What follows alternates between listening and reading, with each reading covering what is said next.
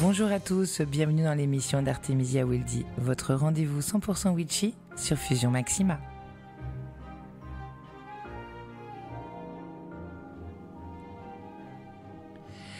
Et bonsoir. Comme j'aime à dire, j'espère que vous allez bien et comme... Là, ce soir, c'est moi qui bug, j'adore. Je lis mes notes et je fais non. Allez, super. Je reprends. Comme j'aime à vous dire, j'espère que vos boissons enchantées sont prêtes et vos bougies sont allumées et que vous êtes confortablement installés pour une soirée 100% witchy. Ce soir, nous explorons un système d'écriture et de divination méconnu mais fascinant, les oghams. Et oui, de base, nous devions parler de magie, maquillage magique, surtout avec la magie d'Eka. Mais je n'ai pas eu de nouvelles de Witchy Heart.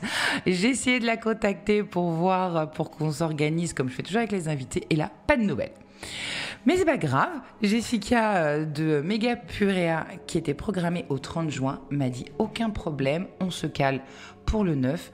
Donc ce soir, on parle des oghams. Les oghams, c'est quoi ? C'est un ancien alphabet sacré celte, gravé sur pierre et bois, qui servait autant à la communication qu'à la divination. Chaque lettre est associée à un arbre ou une plante portant une symbolique profonde. Et cet art ancien continue aujourd'hui d'inspirer les pratiquants de la magie et de la spiritualité celtique. Pour nous guider, comme je vous disais, nous accueillons Jessica de Maga Purea. Je demanderai qu'elle le répète quand même, parce que le nom, je ne suis pas sûre de bien le prononcer. Elle est passionnée d'ésotérisme et de traditions païennes. Comme toujours, l'émission est interactive. Je vous répète le numéro, mais je suis sûre que vous le connaissez déjà par cœur.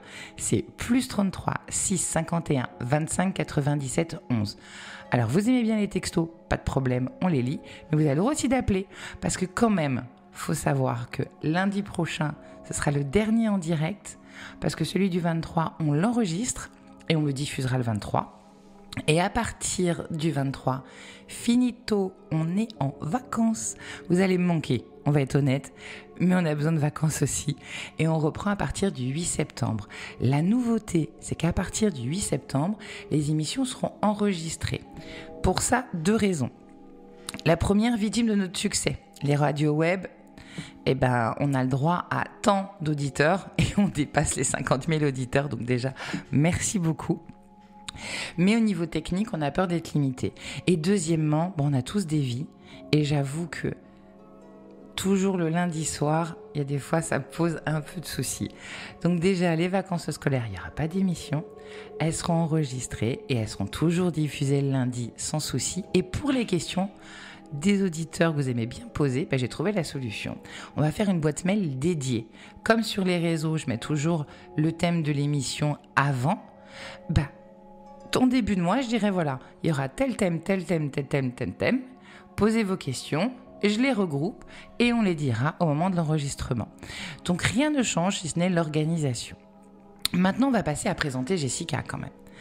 Jessica est passionnée donc de spiritualité celtique et de traditions païennes. À travers Maga Purea, elle partage son amour pour les pratiques ésotériques et l'histoire des symboles sacrés. Le nom Maga Purea signifie mage pourpre en latin. À l'époque, le nom sorcière n'existait pas, en référence à sa plante préférée, la digitale pourpre. Cette fleur, bien que toxique, mais aussi à l'origine de puissants médicaments cardiotoniques, symbolisant ainsi le lien entre poison et guérison, un équilibre essentiel en magie. Ses centres d'intérêt, les oghams, leur signification et leur utilisation en divination, pratiques néo-païennes et spiritualité celtique, histoire et transmission des anciens savoirs. Projet à venir, nous en parlera elle-même. Son approche allie tradition et modernité pour rendre accessible cette sagesse ancienne à tous ceux qui souhaitent se reconnecter aux énergies des arbres et des cycles naturels. Et Jessica, bonsoir, comment vas-tu ? Bonsoir, mais très bien, et toi ? Ça va, je crois que ça s'entend, on commence à fatiguer, j'avoue. Oui, mais ça va aller. En plus, aujourd'hui, j'étais vraiment pas dedans ce matin. Moi, comme pour nous en France, je sais pas si toi, parce que tu es en Belgique, si c'est férié, mais nous, c'est férié aujourd'hui. Et en fait, je me suis Oui, c'est férié aussi. D'accord. Je me suis crue dimanche. Et en fait, c'est mon petit bout qui dit « Maman, t'as ton émission ce soir ?» Je fais « Ah oui, c'est ce soir. Oui, bien sûr, mon cœur, j'ai mon émission. » Et là, je fais « Ah mince, heureusement. » Bon, de toute façon, si tu venais pas, je l'ai t'appelé. Oui, voilà, la radio n'aurait pas manqué de « Tu fais quoi ?» Je serais arrivée en 2 secondes, mais il y a ce petit décalage. Et c'est vrai que la fin de saison, on commence à la sentir.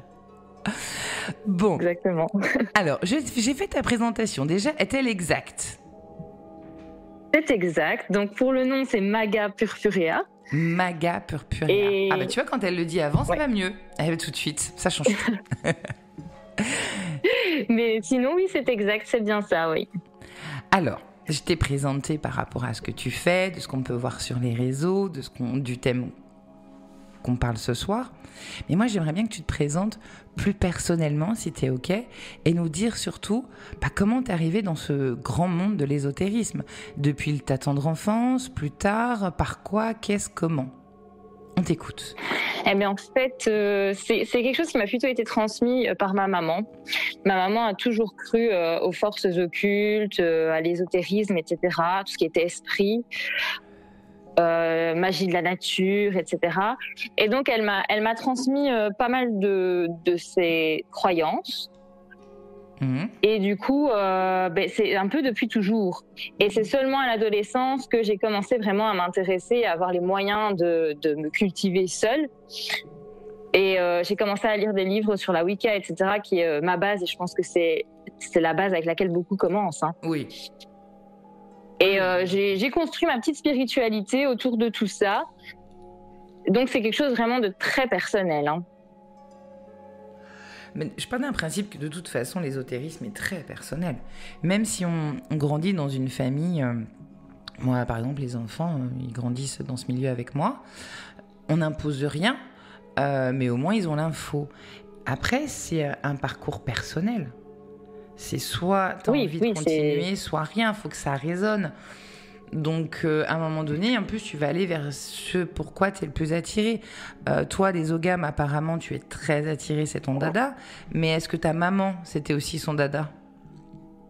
Pas du tout, elle n'en avait aucune connaissance. Hein. Voilà, donc tu vois, c'est ça, ce côté personnel que je trouve en plus super chouette. Parce que c'est tellement grand, tellement vaste, il y a tellement de choses. Si dans la même famille... chacun a son petit truc. Imagine les connaissances qu'il y a, c'est juste extraordinaire. Moi, je trouve ça trop bien. Ah oui, on accumule au fur et à mesure des connaissances incroyables. Hein. Les grimoires, ils deviennent de plus en plus gros. C'est ça, oui. Mais c'est top. Et qu'est-ce qui t'a amené à t'intéresser aux ogames alors, du coup ? Alors, comme je te l'ai déjà dit hors antenne, je suis quelqu'un qui est une alcoolique du savoir. Et du coup, je m'intéresse absolument à tout ce qui me passe sous la main. Et un jour, je suis tombée un peu par hasard sur un livre qui parlait des Oghams. Et je l'ai lu et j'ai trouvé ça tellement évident. Enfin, ça résonnait pour moi. Eh oui. Les significations me semblaient évidentes. Et donc, ça se prononce. Toi, tu le prononces Ogham ? Non, Ogham. On ne prononce pas du tout le G, en fait. D'accord. Ouais. Bon, j'aurais appris un autre truc ce soir. Moi, j'ai toujours prononcé Ogham. Allez, super, déjà, d'entrée de jeu. T'as tort. Je suis pas spécialiste. C'est bien pour ça que Jessica est là ce soir. Tout à fait, mais on est là pour apprendre. Hein. Exactement, apprendre, partager, passer un bon moment. Moi, c'est ça l'idée de l'émission, c'est deux witchy qui prennent leur thé enchantés ensemble et qui discutent. Bon, après, il y a tous les auditeurs bien sûr, qui ont aussi leur thé et qui discutent. Donc, ça fait des grandes conversations, mais c'est ça qui est cool, quoi. Ça fait du bien. Ah oui, clairement. Et puis j'avoue que maintenant, d'ailleurs, je vais faire un petit remerciement. J'ai pas mal d'auditeurs qui m'ont envoyé... Ça fait un petit moment, hein. Ça a commencé il y a déjà un mois, quelques-uns, et j'en reçois régulièrement, qui me remercient pour l'émission, qui se sentent moins seuls, qui ont pu découvrir des artisans. Il y en a une qui m'a envoyé un message, qui m'a dit « Bon, j'essaye d'être raisonnable, mais j'ai quand même craqué pour une mandise et pour une commande sur Herbo Witchery. » Franchement, ça m'a fait très plaisir, parce que ça permet de faire une communauté super sympa, et où les paroles se libèrent. C'est hyper intéressant quand même. Alors. Ah mais justement cette communauté, moi avant je faisais tout toute seule Et depuis quelques années maintenant, je fais tout en communauté et c'est vraiment incroyable. Ouais, c'est chouette. Moi, c'est vrai que j'ai toujours été de mon côté, hein, on va pas se mentir, un ours dans sa grotte. Et puis, moi, je viens de la génération où il fallait rien dire, fallait se cacher. On n'en parlait même pas à table en famille. Ah ben non, tout à fait. Non, voilà, on accordait les dons de chacun ou les pouvoirs, enfin voilà, on appelle ça comme on veut, en dehors, mais à table et surtout pas à l'extérieur. Il fallait pas en parler. C'était interdit. Donc bon, là, moi à la maison, je délie les paroles. Après, j'explique que voilà, c'est pas des croyances si populaires que ça, parce que malgré qu'il y en a de plus en plus, mais il y en a encore qui nous voient avec le nez crochu sur un balai volant. Ils ont toujours pas compris, mais c'est pas grave. À un moment donné, ils y arriveront. Du coup, d'être un peu plus délicat. Mais je m'en suis aperçue, j'ai déjà raconté cette anecdote, mais je ne te l'ai pas encore racontée à toi. Un jour, j'ai mon fils qui, voilà, il a 8 ans, il va sur ses 9 ans, il y a 2 ans en arrière. Il étudie les saisons à l'école. Très bien. Et il parle de l'automne. Et là, il dit à la maîtresse, mais non, madame, c'est pas l'automne, là. À cette date-là, c'est Mabon. Maybonne, comme vous voulez. Et la maîtresse m'a chopé le midi en me disant qu'est-ce que mon fils connaissait ça et que c'était pas normal. Et c'est là où je me dis waouh, quoi. De base, c'est une fête. On fête la nature. Qu'est-ce qu'il y a de mal? Et c'est là où on se dit non, il faut encore rester discret. Ou en tout cas faire attention, tâter le terrain en fonction de qui est en face pour savoir si on peut parler ou pas. C'est super dommage. Oui, c'est ça, tout à fait. Mais c'est comme ça. Alors du coup, on apprend aussi ça aux enfants en même temps. On en parle beaucoup à la maison. À l'extérieur, tu peux, mais il faut faire attention. Mais il a vite compris, hein, mais c'est dommage. Parce que ça pourrait ouvrir tellement de conversations derrière. Enfin. C'est sûr. Alors, tu vas nous expliquer, donc, qu'est-ce que les zoâmes? Oui, yes, c'est ça. Les zoâmes, on va y arriver. Et d'où viennent-ils? Alors, les zoâmes, tout d'abord, c'est pas tellement un alphabet. Parce qu'on voit beaucoup de documentation là-dessus qui titrent ça alphabet celtique, alphabet druidique. Mais en fait, c'est plutôt un signaire. Donc en fait, c'était pas fait pour écrire. Mais un signaire, c'est dans le sens que c'est pas fait pour écrire des grands textes, en fait. Hein. Oui, non, moi je comprends, mais je voulais que tu le dises par rapport aux auditeurs. Oui, mais tout à fait. Donc c'est fait pour écrire en fait des messages codés, vraiment très courts. Donc, et plutôt destinés au sacré, en fait. C'est la même chose avec les runes, en vérité. Hein. Ouais, sauf que les runes, c'était vraiment un alphabet. Eux, ils écrivaient des phrases entières et des bouquins. Hein. Pas entièrement runique. Hein. Alors, je dirais pas mais en tout cas, mais il y avait des phrases entières en runique. Ah oui, des phrases entières, oui, mais en Noam aussi. Hein. Ouais, donc... On pouvait écrire, par exemple, on va dire la cause de la mort et les faits importants de quelqu'un qui serait mort au combat sur une stèle commémorative, ça, c'était possible. Ouais, donc ça reste quand même... Le terme alphabet druidique, enfin celtique, est pas si mauvais que ça. Non, il n'est pas si mauvais que ça, mais les zoâmes, par contre, contrairement aux runes, n'étaient pas destinés à toute la population non plus. Hein. D'accord. C'était vraiment... C'était destiné à qui exactement? C'était destiné en fait à toute la classe sociale qui était connectée au divin, donc les druides, les ovates, les bardes. Des personnes qui avaient vraiment fait des études pour être connectées avec le divin et relater les mythes, etc. D'accord. Ouais, donc c'est vraiment... Ouais, c'était à part, quoi. Comparé aux runes, où tout le monde avait l'accès. C'est quand même une énorme différence. Oui, c'est ça, tout à fait. Ok. C'est ça. Et donc, est-ce que tu connais la racine pour comment c'est arrivé? Donc, ok, c'était réservé pour eux, mais est-ce qu'on a la trace de qui l'a inventé et pourquoi? Ou pas? Alors, on n'a pas la trace exacte de celui qui l'a inventé, parce qu'avec les zoâmes, les traces archéologiques sont assez rares. Ouais. Oui, parce que c'était gravé sur des matières qui étaient en général biodégradables, comme le bois. Ah oui. Et ça, le bois pour les archéologues, c'est le pire ennemi. Hein. En même temps, ça se comprend. Oui, c'est très dégradable. Et puis, ils ont aussi retrouvé, par exemple, des morceaux de bois bien conservés, mais dans un puits. Parce qu'en fait, à la manière où nous, on brûle nos feuilles de laurier dans notre chaudron, on va dire, ouais. Les druides gravaient des intentions ou des manifestations sur du bois et s'en débarrassaient dans des lieux stratégiques, en fait. Hein. Oui. Ça, je savais. Et donc, voilà, il y a très peu de traces. Mais en revanche, la légende et les mythes disent que ça vient du dieu Ogma, qui est le dieu de l'éloquence chez les Celtes. D'accord. Attends, je prends des notes. Du dieu Ogma. Ça s'écrit comment? Pareil? Ogma, O-G-M-A. Voilà. Et ça vient de ce dieu-là, en fait. Et c'est lui qui aurait donc inventé les Ogham, du coup. C'est ça qui aurait donné la connaissance des Ogham. Ok. Bon, bah, tu vois, j'aurais encore appris un truc ce soir. J'adore. Comment fonctionnent-elles?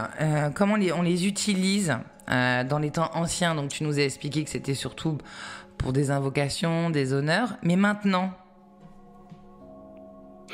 Alors, à l'heure actuelle, en fait, les correspondances et l'utilisation qu'on en a, ça date vraiment du 19e siècle et l'essor de l'ésotérisme, en fait. Ouais. Et les significations sont basées sur un poème irlandais qui s'appelle le Cad Gode et qui fait référence à la mythologie celte. C'est un poème de Robert Graves. Et en fait, ça raconte le combat entre des arbres. Et donc, en fonction de la classe où ils arrivent, dans le combat, ils ont une signification différente, une vaillance différente, une résistance différente, et c'est ce qui a donné les significations actuelles. Ça ressemble beaucoup à la légende. J'en ai fait une vidéo, la légende du roi du Hou et du roi des. Alors, je sais plus pour quel sabbat. Moi, les noms, faut vraiment un jour que je fasse quelque chose. Et c'était ça, en fait. C'est le combat, de changement de saison. Et c'est le combat entre deux grands arbres, en fait. Le roi du chêne et le roi du hou. C'était ça. C'est ça, mais c'est une légende celte. Et c'est ce qui symbolise les solstices. Oui, exactement. Et ça vient de ce combat-là, alors, du coup, les Ogham? Les Ogham? Oui, c'est ça. C'est ça, ça vient de ce combat entre au fur et à mesure des saisons, en fait. D'accord. Ah bah tu vois, comme quoi, j'étais pas loin des Ogham. Pourquoi les Ogham sont-ils aussi liés aux arbres et à la nature? D'ailleurs, je crois qu'ils ne sont liés qu'à ça, ou est-ce qu'il y a d'autres liens? Alors, ils ne sont liés qu'à ça. Mais tout simplement parce qu'en fait, les druides avaient une grande utilité des arbres et des plantes dans la vie quotidienne, parce que c'était un peu les médecins du village. C'est eux qui avaient tous les remèdes un peu magiques, mais qui en fait étaient de la médecine. Et alors, il y avait aussi le fait que certains arbres représentaient également des mythes et des dieux, comme le hou et le chêne. Et comme eux étaient les connaisseurs de toute cette histoire et de tous ces mythes, ils ont utilisé les arbres pour pouvoir se rappeler en fait de chacune des lettres de cet alphabet. D'accord. C'est un moyen mémotechnique en fait pour eux. Ok. J'ai une question sur WhatsApp de Elodie.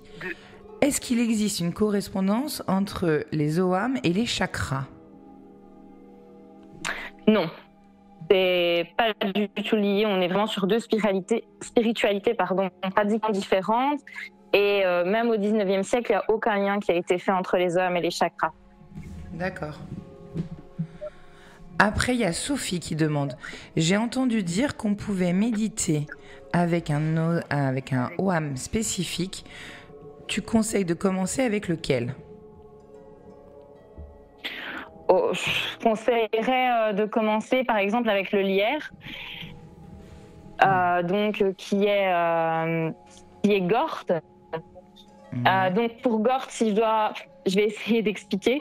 C'est celui qui est représenté avec 2 traits en biais qui vont de part et d'autre de la ligne verticale. Et alors, c'est un homme qui représente l'attachement, l'ancrage. Et donc, du coup, c'est plus facile. Donc, pour moi, pour commencer, c'est l'idéal. Ok. Oui, tout à fait. Ok. Comment peut-on s'en servir aujourd'hui en divination ? Alors, il n'y a pas vraiment de convention sur comment ils doivent être utilisés.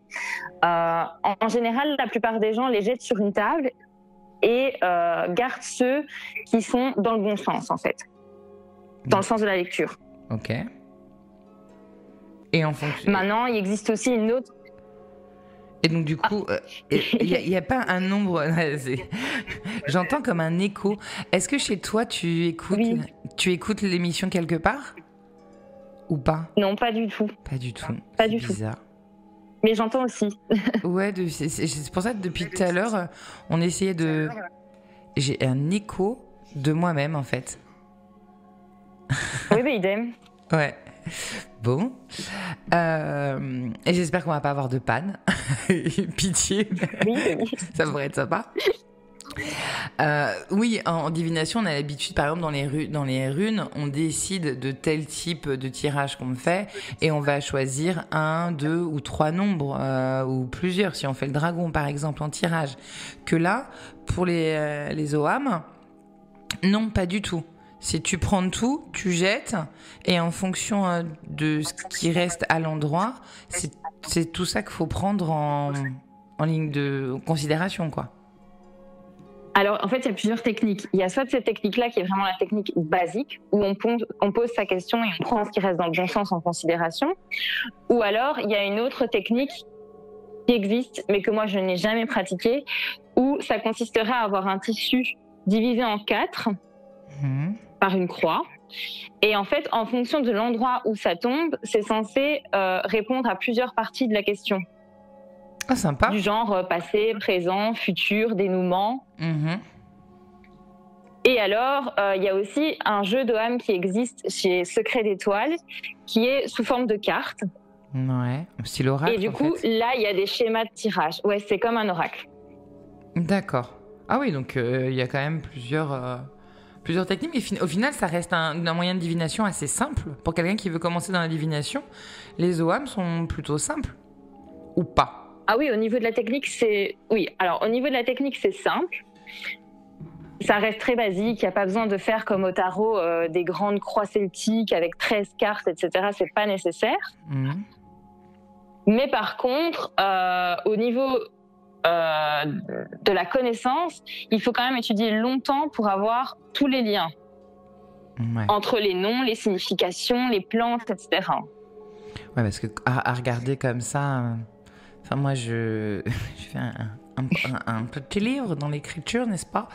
Et j'en parle justement, mais succinctement, dans le côté symbolisme. Voilà, il y a ce symbole-là qui a telle signification, mais il y a énormément de croisements pour arriver à faire de la divination avec. Ça s'arrête pas là. Ah oui, là, c'est juste...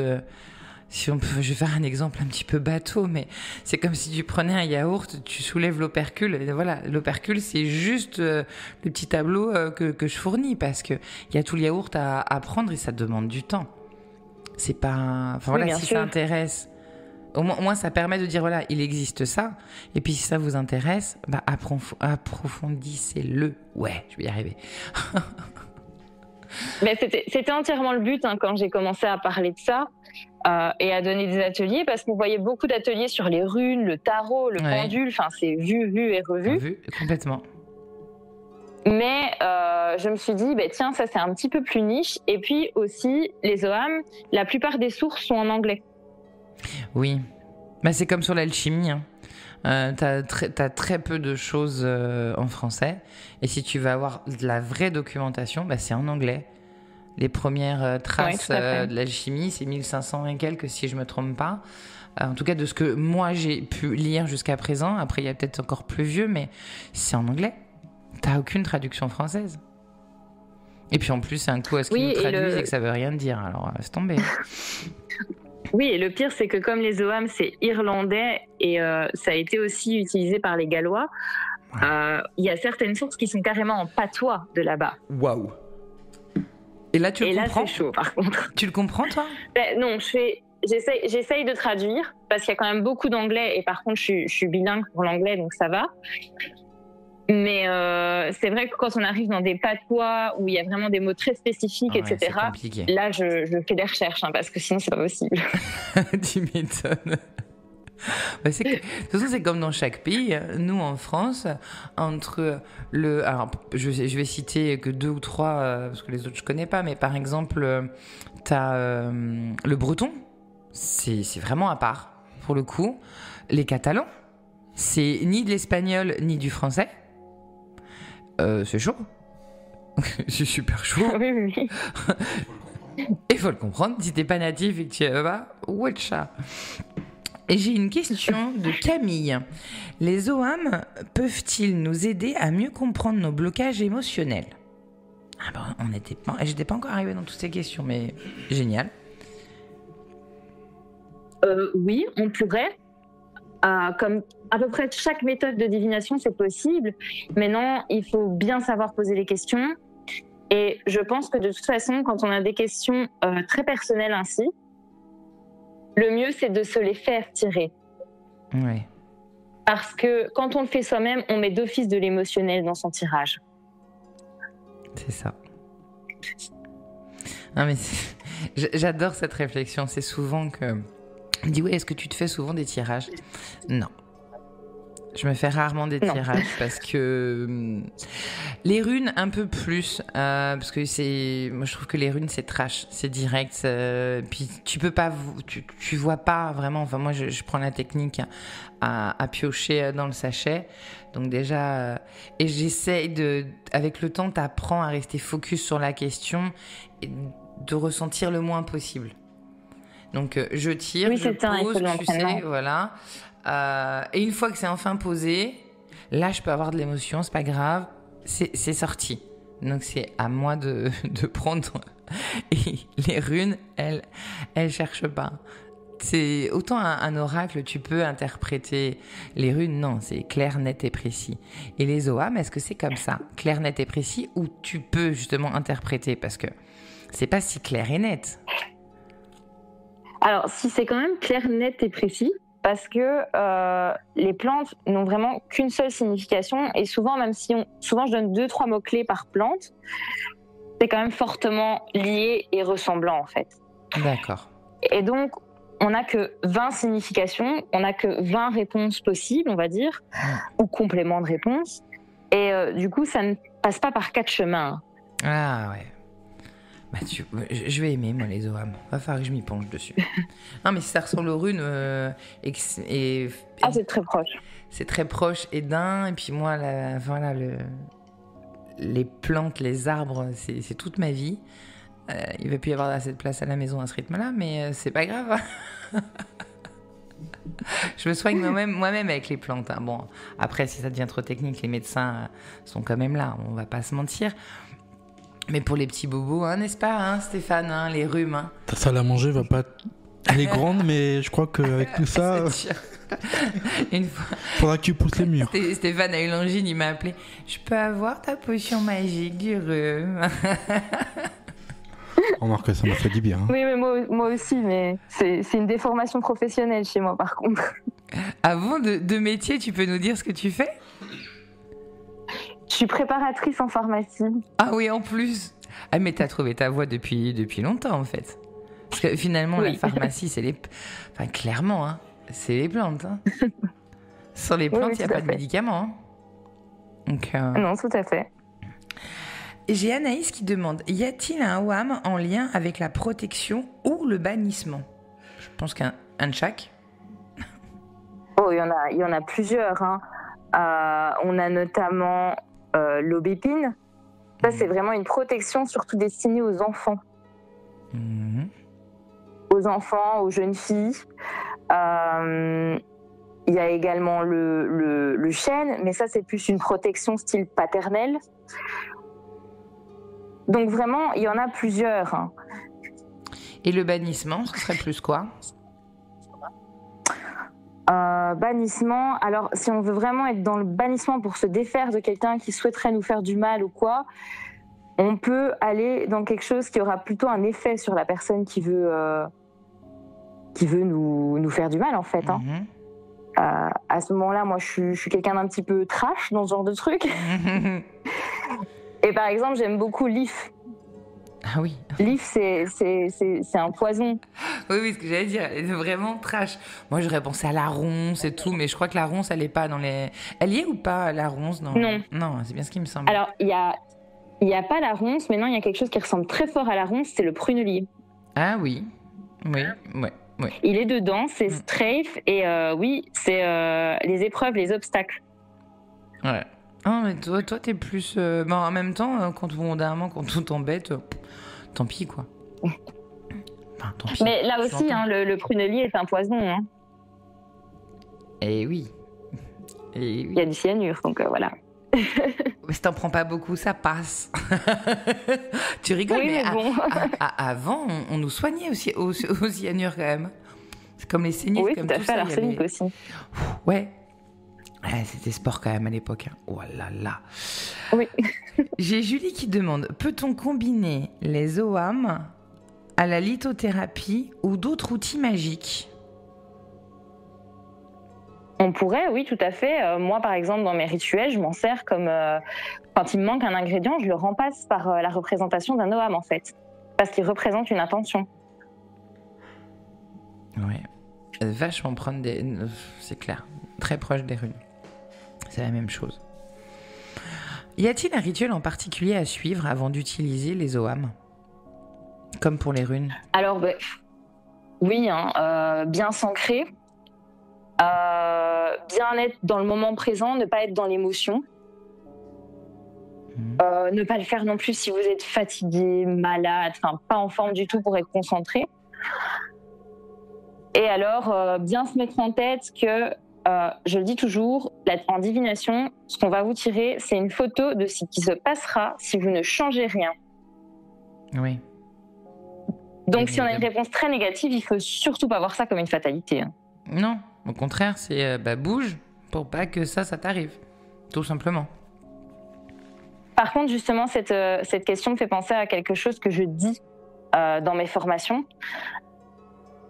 Quand on voit les OAM, les gens tout de suite s'imaginent waouh, les Celtes, les dieux celtes, la magie celte, etc. Il ne faut pas croire qu'en faisant de la divination par les OAM, on se connecte aux dieux celtiques. Parce que c'est des choses que je vois souvent passer avec les runes. Avec les OAM, j'ai déjà eu la question lors de mes formations. Comme je l'ai dit, les significations, c'est des significations qui datent du 19e siècle quand même. Hein. Ouais, c'est pas vieux, hein. Donc je mets quand même en garde. Mais sinon, oui, bien s'ancrer, etc., c'est la base. Non, moi, je te posais la question avant, ta toute première utilisation. Par exemple, les runes, il y a quand même un petit rituel à faire avant de les utiliser. Moi, il y en a un qui est un peu trash, que je ne le dirais pas à l'antenne, ça donnerait peut-être des mauvaises idées. Mais il y en a d'autres, voilà, il faut les... Par exemple, la technique la plus utilisée, c'est de prendre une rune sur soi pendant une semaine, bien s'imprégner, etc. Et tu fais tout le jeu comme ça, et après, tu peux l'utiliser. Est-ce que toi, c'est la même chose ou rien à voir ? Alors, moi, ce que je conseille, c'est déjà de les faire soi-même. Parce que déjà, ça, c'est les consacrer. Après, vous utilisez ce que vous voulez. Il y a des gens qui vont aller chercher une branche, une brindille de chaque arbre pour pouvoir faire leurs OAM eux-mêmes. C'est intéressant. Il y en a qui vont utiliser une encre à base de leur sang, par exemple. Je le sais, il y a des gens qui mettent une goutte de leur sang dans de l'encre et qui les peignent. C'est possible. Il y en a qui vont les graver. Après, un rituel vraiment à faire avant de les utiliser, non. Moi, je dirais déjà les créer vous-même, c'est déjà un rituel. Très bien. Et du coup, quelle est la différence entre les OAM et d'autres systèmes divinatoires, comme les runes et les tarots ? Les runes, on n'arrête pas de les comparer, on commence à voir quelques différences. Mais est-ce qu'on peut faire exactement la même chose qu'on fait avec un oracle ou un tarot, ou c'est différent et on peut pas? Alors, c'est quand même différent parce que, en fait, les Ogham, comme c'est quelque chose de très abstrait dans leur représentation, enfin, quand on tire un Ogham comme ça la première fois, si on ne connaît pas les significations, ça ne nous dit rien du tout. Tandis que si on tire un tarot, un oracle, plutôt des cartes, on va vraiment avoir une iconographie qui, même si on ne connaît rien, peut nous parler. Oui. Dans les Ogham, non. Donc, c'est peut-être la différence vraiment notoire, c'est que si on n'y connaît rien, on ne peut pas comprendre, en fait. Ouais. Tandis que le tarot, on peut déjà se faire sa propre idée quand on commence à le tirer, même si après, il y a énormément de choses à savoir autour du tarot. Mais avec l'iconographie, mine de rien, il y a des choses qui sont ancrées dans nos savoirs depuis des centaines d'années. Un homme va très souvent représenter le père, etc. Une femme représentera la mère. La couleur rouge représentera le pouvoir. Et c'est des choses qu'on sait, mine de rien, qu'on nous apprend même en cours d'histoire ou d'histoire de l'art, etc. Ouais, donc il y a quand même toute une trace. Comment je pourrais dire ça, toute une logique, au final, même s'il faut en effet bien apprendre, mais ça paraît logique, parce que la plante a telle signification, l'arbre aussi, la couleur, le côté enfant, homme, femme, on s'en aperçoit aussi. Tu sais, c'est comme les saisons et les sabbats. Moi, j'avais fait un comparatif, mais tout bête. On a tendance à donner des couleurs. C'est nous, c'est ce qui est Stéphane, il me regarde. On a toutes des correspondances. Jour, il y a une couleur, il y a une planète et j'en passe, c'est des meilleurs. Et si tu regardes pour les saisons, c'est pareil quand tu regardes le ciel. Tout simplement. Et c'est, en fait, les correspondances ont été mises au fur et à mesure ou dites au fur et à mesure, mais en regardant la nature. Tu n'auras jamais la même couleur l'hiver, l'automne, l'été et au printemps, du ciel au lever et au coucher. Tu n'auras jamais la même chose. Et là, du coup, non, tout à fait, pour les Ogham, c'est la même chose. C'est la même chose. Oui, en fait, ce que je voulais dire par là, c'est que de par la représentation des Ogham, qui sont juste des traits sur un axe vertical, on ne peut pas, juste en le voyant, se dire « Ah, ça veut dire ça ». C'est vraiment la différence avec les autres systèmes de divination, en fait. Parce que même les runes, par exemple, je vais prendre la première rune, c'est Féou. Et Féou, en fait, c'est la représentation d'un buffle. Et donc forcément, on va pouvoir se dire, tiens, un buffle, les récoltes, la prospérité. Enfin, il y a tout un cheminement qu'on peut se faire dans la tête plus facilement. Donc je dirais que la difficulté, c'est vraiment la difficulté graphique ici, en fait. Oui, ça c'est vrai que... Oui. Et après, il y a une logique au fur et à mesure. Enfin, pas une logique, une suite, on va dire.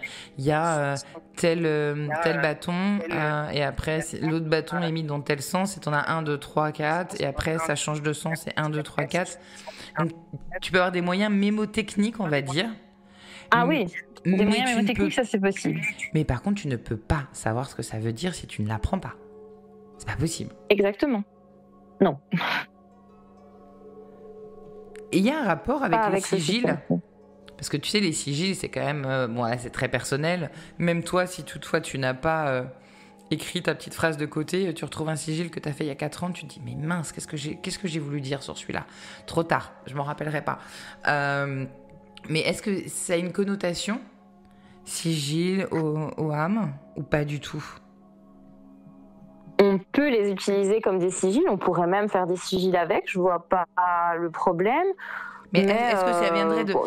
Là, c'est plus une question, on va dire, historique, alors je me suis mal exprimée. Donc on dit, ok, que c'est le dieu... alors, Oma, vu qu'il ne faut pas prononcer le G, je vais y arriver, qui l'a donné, bon, ok. Mais les druides, au début, quand ils les ont utilisés, est-ce qu'ils ne les ont pas utilisés en style de sigil, justement ? Alors, les sources historiques disent que c'est plus un langage codé, en fait, parce que comme les Celtes avaient beaucoup de transmission orale, il y avait très peu de choses écrites. Seulement, à l'époque où les Ogham apparaissent, donc entre le 5e et le 7e siècle, c'est le moment de la conquête en fait de la Gaule et la conquête des Celtes par les Romains. Et donc en fait, on pense qu'ils ont essayé de laisser des traces quand même et de continuer un peu leur magie, etc. Tout en se disant que celui qui retrouverait ça jamais ne pourrait savoir ce qu'il y avait derrière en fait. C'était un peu pour se protéger de la persécution et pouvoir en fait coder. Donc ça, c'est ce que les sources historiques disent. Maintenant, on est encore beaucoup dans le flou parce que comme c'était beaucoup de transmission orale et beaucoup de choses gravées sur des choses qui étaient biodégradables, on ne sait pas vraiment pourquoi ils ont fait ça. J'ai Thomas qui pose une question. Et après, on fera une pause musicale parce que c'est déjà l'heure, ça passe très vite. Les hommes avaient-ils un rôle spécifique dans l'utilisation des Ogham chez les Celtes ? Les hommes, forcément oui, puisque chez les Celtes, la classe sacerdotale, c'était quasiment que des hommes. Hein. Ben oui, donc il y avait des druides, des bardes, qui d'autres encore pouvaient les utiliser ? Druides, donc les druides, les bardes, les ovates. Les ovates, c'était un peu les assistants des druides, en fait. Ils n'étaient pas au stade de druides, parce que druides, c'est plus d'une dizaine d'années d'études. Mais ils étaient un peu leurs assistants. Ils avaient autant de connaissances qu'eux, mais ils faisaient moins de choses. Mais effectivement, c'était essentiellement des hommes qui avaient cette connaissance. Et du coup, est-ce que les femmes les avaient pas du tout au début, alors ? Non, maintenant... On sait qu'il y a certains endroits où il a été retrouvé des traces comme quoi il y aurait eu des druidesses, mais c'était vraiment infime. Hein. Ouais, il n'y en avait pas beaucoup. C'était vraiment infime et il y a vraiment trop peu de traces pour qu'on puisse dire que les femmes aient eu un rôle à jouer là-dedans. On sait que c'est essentiellement des hommes. Bon voilà. Au moins un domaine masculin que nous allons chercher maintenant nous. En tout cas, c'est vraiment un domaine super intéressant. On se fait la pause musicale et on se retrouve dans 3-4 chansons. À tout de suite. À tout de suite. Artemisia Wildy sur Fusion Maxima. In Lower Hill, find me brave women and men to capture a dragon few miles from the glen. We better now catch it and tie it well down, for dragons bring lots of misfortune to town. Oh warriors, it's time to follow me. Follow-dee-do, follow-dee-die. Oh warriors, it's time to follow me. Follow-dee-do-dee-die. We're 3 fearless warriors up to the hill. We're ready to run, to fight and to kill. A risky old business it will be for sure, but greatly rewarded at the end of the tour. You know it will be a risky tour. Riskity-do, riskity-die. You know it will be a risky tour. Riskity-do-dee-die.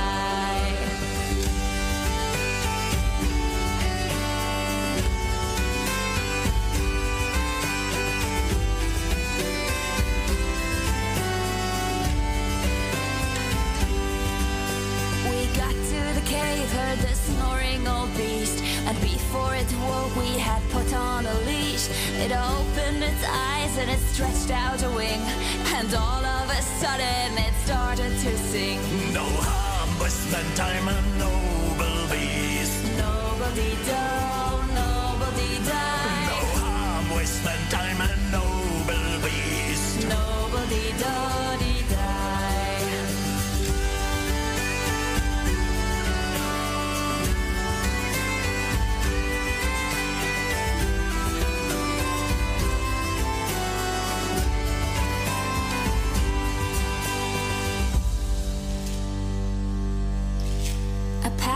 Was made between humans and beast. You keep the town safe and we'll make you a feast. At every full moon you shall come down to eat. Have plenty of us thankful humans to meet. Here's to the dragon from Lower Hill. Lower-dee-do, lower-dee-die. Here's to the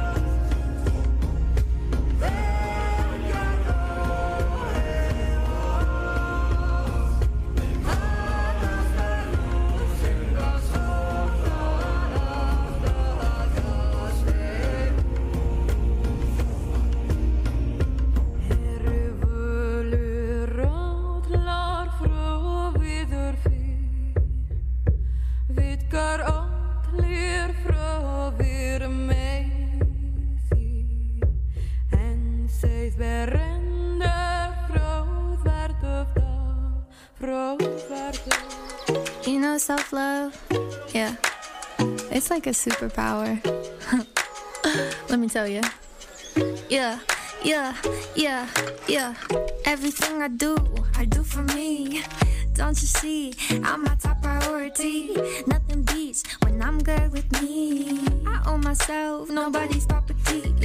Self-love, the best medicine. I eat it up like it's my vitamins. If I get sick, I prescribe a hot bath and gin. Massage my tits and remind myself I'm the shit. Yeah, don't forget. L-O-V-E, L-O-V-E,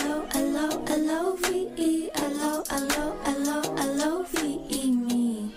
I love me. It's okay to not be okay. It's okay to have a shitty day. I give myself permission to feel. Let it out, be real. Everything I do for me. Sing it with me, I love me. Sing it with me, I love me. Everything I do for me. Sing it with me, I love me. Sing it with me, I-L-O-V-E-M-E. I say my affirmations daily. I've been living in a daydream. I've been laughing just for fun. Not worry about what the future bring. My height just right, my weight just great. I'm exactly how I'm supposed to be, perfect in my own way, yeah. And I'm so glad to be me, yeah, I'm so glad to be free. I figured out when life throws lemons, I just make mushroom tea. Sometimes I get down, contrast is just waves. I promise it always gets better, be grateful for the change. L-O-V-E, L-O-V-E, L-O-V-E, me. I love me. It's okay to not be okay. It's okay to have a shitty day. I give myself permission to feel. Let it out, be real. Everything I do for me. Sing it with me, I love me. Sing it with me, I love me. Everything I do for me. Sing it with me, I love me. Sing it with me, I-L-O-V-E-M-E. Self-love, oh, self-love. Self-love, oh, self-love. Self-love, oh, self-love. Self-love, oh, self-love.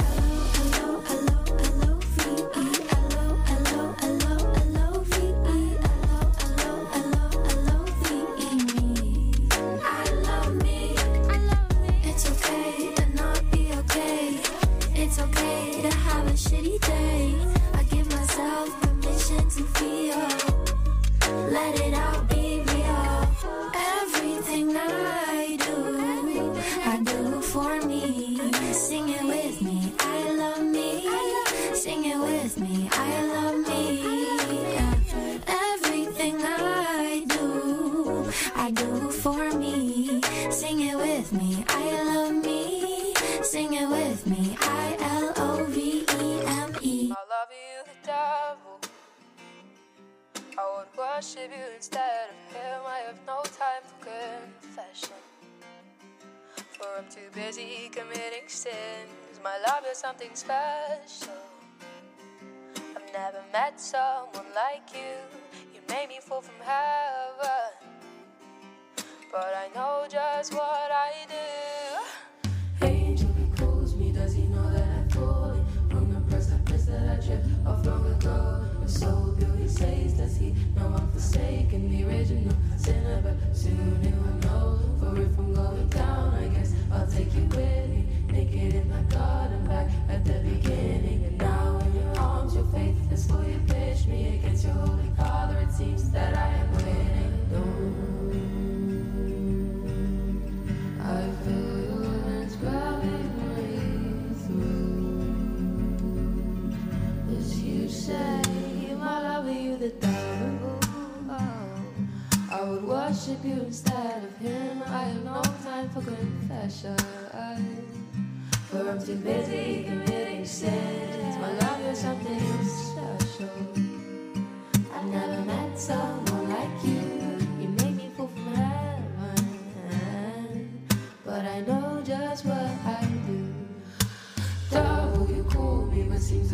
enjoying the fruits of my labor that came to me too young. When he stole my virtue, I'm glad it seems to serve you that I was born a daughter and not a son. For if I'm going down, I guess I'll take you with me. Screaming but sound and all full of like singing. And I will tell you now that I'm not even singing. There's no escape for some. I feel your lips kissing my feet, but even so,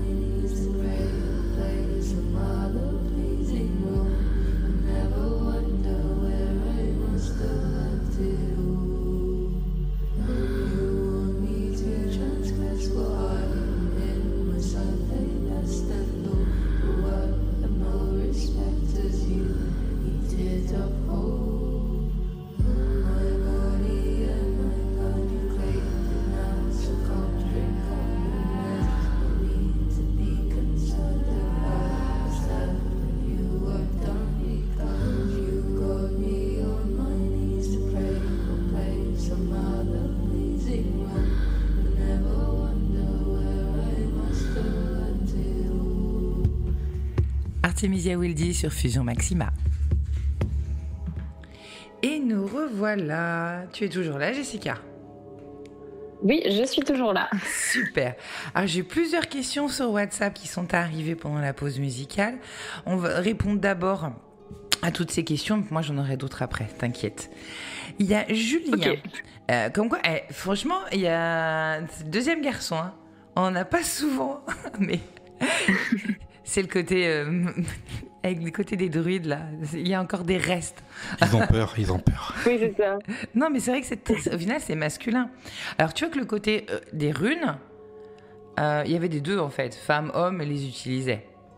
Après, le côté divinatoire était fait par des hommes dans les villages, souvent. Mais les femmes avaient la connaissance des significations, en tout cas. Mais là, apparemment, pas du tout. Tu vois, mais du coup, on doit passer dès qu'on te parle des Ogham, on ne doit pas arrêter de te dire oui comme les runes, comme je fais ce soir en fait. Il y a un comparatif, non? Oui, mais c'est souvent le cas. Oui, il y a un comparatif, mais c'est très semblable. Et ça t'énerve pas à un moment donné de dire non, c'est des Ogham, c'est pas des runes. C'est pas la même chose. Ah ben non, bizarrement, parce que je me dis que s'ils ont un point de comparaison, ils peuvent se dire « Ah ben ça pourrait m'intéresser aussi ». T'as tout à fait raison. Moi, j'avoue, quand je les ai découverts, je fais non, c'est avec toi en fait. Hein. C'est une de mes invitées qui t'a conseillé, je t'ai contacté, on en a discuté. Quand tu m'en as discuté, j'ai passé 15 jours à pas arrêter de lire, de comprendre, d'apprendre. Et là, j'en ai même vérifié ma fiche du bouquin tout à l'heure pendant la pause musicale. J'ai pas dit de bêtises. Non, j'ai pas dit de bêtises. J'ai fait quelque chose de très simple. Et je comprends pourquoi j'ai fait très simple, parce que je n'ai pas ce savoir. Mais je trouve que c'est important de dire il existe ça, il existe ça, il existe ça. Comme ça, parce que sincèrement, moi, j'aurais eu l'info avant. Je crois que je le pratiquerais déjà depuis un petit moment. Je suis tellement connectée aux plantes, c'est tellement dommage. Les gens, on est nombreuses quand même à être connectées aux plantes. C'est dommage de ne pas connaître les Ogham. Il faut faire une révolution. Les plantes... les plantes, c'est un savoir ancestral. Ça nous parle à tous. On connaît tous au moins une plante qui nous soigne ou qui a une signification pour nous. Exactement. Attends, moi j'ai un bras qui est complètement tatoué qu'avec de la végétation, hein, mais symboliquement parlant, tatouage ésotérique en plus. Donc il y a Stéphane qui me regarde, qui se met la main devant la bouche. Ah oui, tu m'étonnes, le bras. Bah oui, des doigts jusqu'à l'épaule, oui, un bras entier. Ben, j'en ai rajouté les Ogham derrière. Une fois que j'ai découvert ça, je fais non, mais il me faut ça, il me faut ça, il me faut ça. Et ta Vordac, c'est une trop bonne idée. Et quand t'as pas, tu le rajoutes. Parce qu'il te le faut. Bah oui. Voilà. Sinon, c'est pas normal. C'est pas normal. C'est le principe du tatouage, enfin. Surtout le tatouage ésotérique. C'est encore une autre dimension. Moi, j'ai commencé... Non, mais ça fait beau sur toi. Ah, c'est gentil. J'ai commencé comme tout le monde en tatouage classique. Et une fois que j'étais bien ancrée dans ma vie, dans ce monde, pour moi, c'est pas concevable un tatouage non ésotérique. Parce que de base, le tatouage, l'histoire première, c'était ça. C'était pour raconter quelque chose, ou ton clan, ou une demande, ou un... Enfin, il y avait quelque chose de très symbolique, qui était souvent relié d'ailleurs au monde magique, ésotérique. Hein. Si tu reprends le... Ah bah oui. Complètement. C'est le même pour moi. Hein. C'est le même pour moi. J'ai mon animal totem tatoué. J'ai aussi un bras avec des plantes médicinales et tout. Voilà. Tu vois ? Et je te dis, le jour où on va faire une réunion, parce que ça, franchement, j'aimerais vraiment qu'on y arrive. Je sais pas comment on va organiser ça, parce que, bon, les gens qui sont au Québec, ça va être un peu plus compliqué, je pense. Mais Belgique, France, ça devrait encore se gérer, tu vois. Mais faire une réunion style à mi-chemin, et on se retrouve tous les invités, on va passer un trop bon moment. Ça va être trop chouette. Ah bah oui, puis on va voir que finalement, souvent, on a l'impression d'être en marge de la société, d'être bizarre, mais en fait, il y en a beaucoup comme nous. Hein. Mais Claire, on est nombreuses. Cachées, mais nombreuses. On le dit pas, mais nombreuses. Allez, la question de Julien. Est-ce qu'il y a un OAM en lien avec la force, le courage ou l'action ? Oui. Je te laisse le dire lequel. Le ou, c'est le ou et le chêne, en fait. C'est ça. C'est les deux rois, en fait, des saisons. Et en fait, on dit qu'ils sont force et action parce qu'ils sont dans un combat perpétuel qui finissent toujours par gagner au moins une fois par an. C'est sûr. Mais c'est ça. Mais c'est ça la légende. Mais je l'ai mis en plus sur Insta. J'avais fait... Et ils ont bien aimé. Mais je savais pas qu'il y avait le rapport avec l'OAM à l'époque. Maintenant, je vais encore plus la kiffer, cette vidéo. Tu as Laura qui demande: est-ce qu'on peut utiliser les OAM dans un hôtel ou pour consacrer un espace sacré ? Oui. Enfin, moi je dirais oui. Bah oui. Oui, bien sûr. Comme j'ai dit, moi je les utilise dans mes sorts pour mettre une énergie, donc oui, pourquoi pas en mettre dans un lieu. Et sur l'hôtel, sur son hôtel, ça reste un hôtel, c'est très personnel.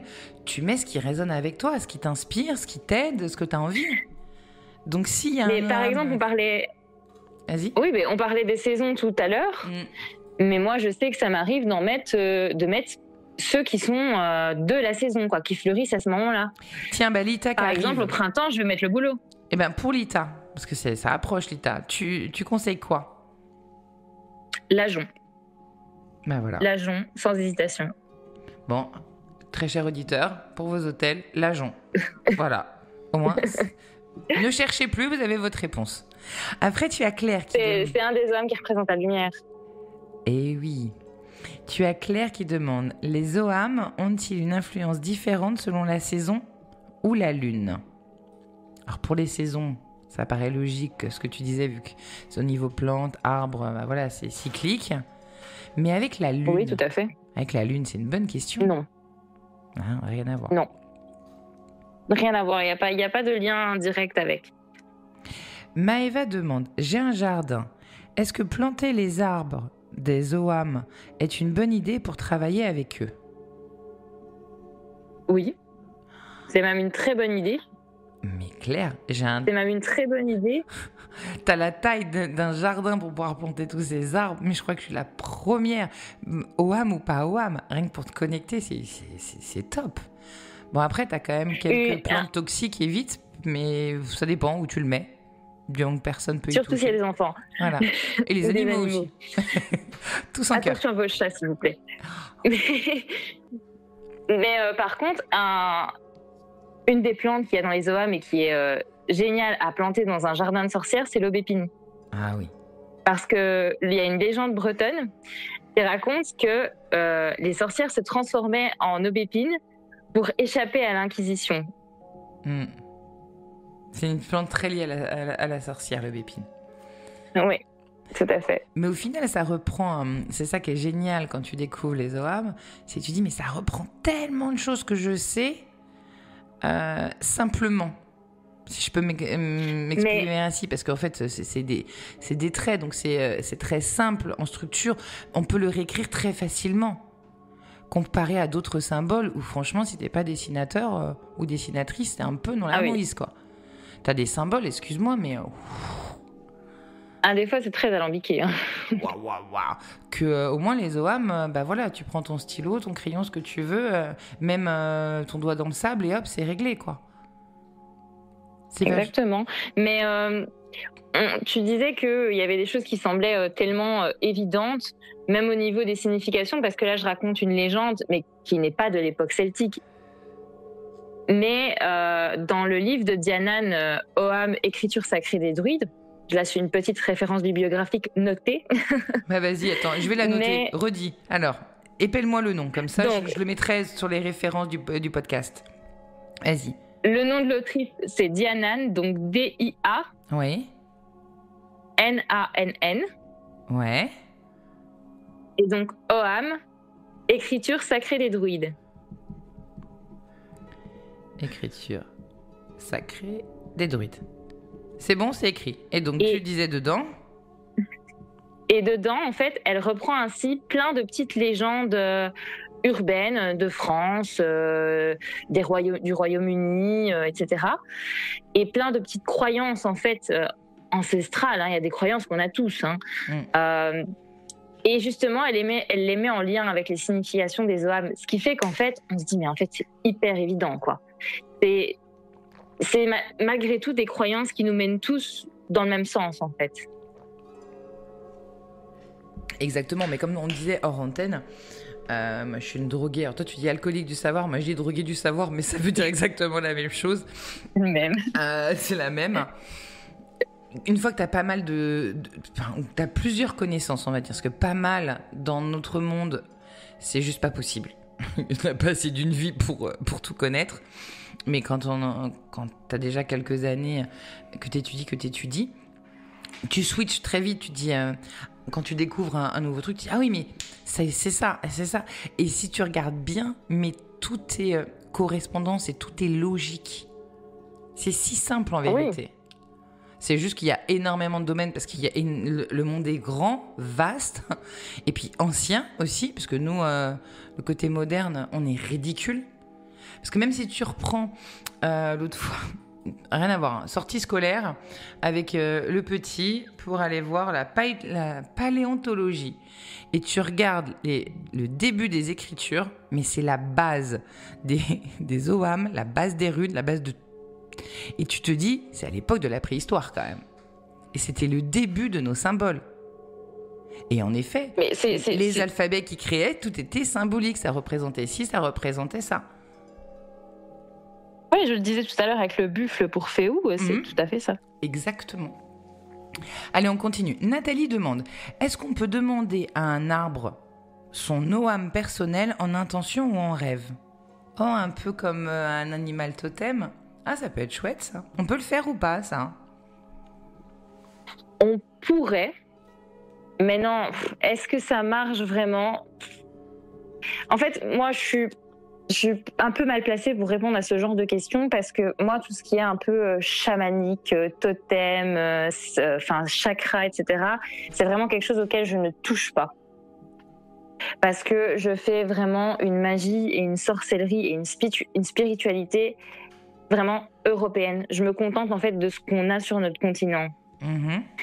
Et comme tout ça, c'est très amérindien, tout ce qui est totem, animal de naissance, symbole de naissance, pierre de naissance, tout ça, c'est très amérindien, voire indien ou hindou de l'autre côté. C'est vraiment des trucs auxquels je ne touche pas. Mais tout à l'heure, tu disais que tu avais ton animal totem tatoué. Du coup, tu l'as découvert comment ? Alors ça, c'est une amie qui, elle, par contre, est chamane, qui me l'avait trouvé. D'accord. Donc j'ai fait confiance à quelqu'un de qui c'était l'expérience en fait. Ok. Donc du coup, il y a cette possibilité avec l'Ogham, mais tu peux pas nous conseiller toi directement. Non, je peux pas vraiment donner de méthode parce que moi, je ne l'ai pas fait et je le ferai probablement jamais. Après, sincèrement, bon, tu demandes à un arbre, pourquoi pas, mais il y a aussi peut-être une petite technique, c'est juste une idée, hein, ce n'est pas une affirmation, mais connecte-toi à plusieurs arbres différents et tu verras celui qui résonne avec toi. Il suffit de les toucher, de poser. Et si tu as un arbre, mais vraiment où tu es bien, où tu te sens bien, c'est par expérience personnelle. On a une forêt dans la montagne où on aime bien aller en famille. On s'est fait notre totem familial et tutti quanti. Et le petit, il a son arbre et moi, j'ai le mien. Point. Et dès qu'on y va, il faut qu'on aille le saluer, il faut qu'on aille faire un câlin, qu'on se pose. Et Mais après... c'est qu'on se sent aligné. C'est vrai que oui, c'est ça, mais vu comme ça, c'est vrai que ça fait sens. Par exemple, mais après, moi, je pense qu'il n'y a pas de hasard. Hein. Par exemple, moi, j'ai toujours eu une très grosse attirance pour les saules pleureurs. Ouais. J'adore ça. Avant même de savoir que c'était un arbre qui était directement relié aux émotions, à l'eau, etc., parce que ça ne pousse quasiment qu'au bord des étangs ou dans des sols très humides. Mais je suis Verseau. Oui.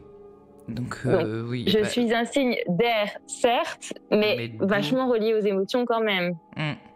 Et tu dois aimer l'eau. Donc, voilà. Oui. Voilà. Ceci explique cela. Il n'y a pas de hasard. Non, le hasard n'existe pas. Moi, je vais manifester. Le hasard n'existe pas. Tu as Léa qui demande « Comment savoir si on a bien interprété un tirage avec les OAM ?»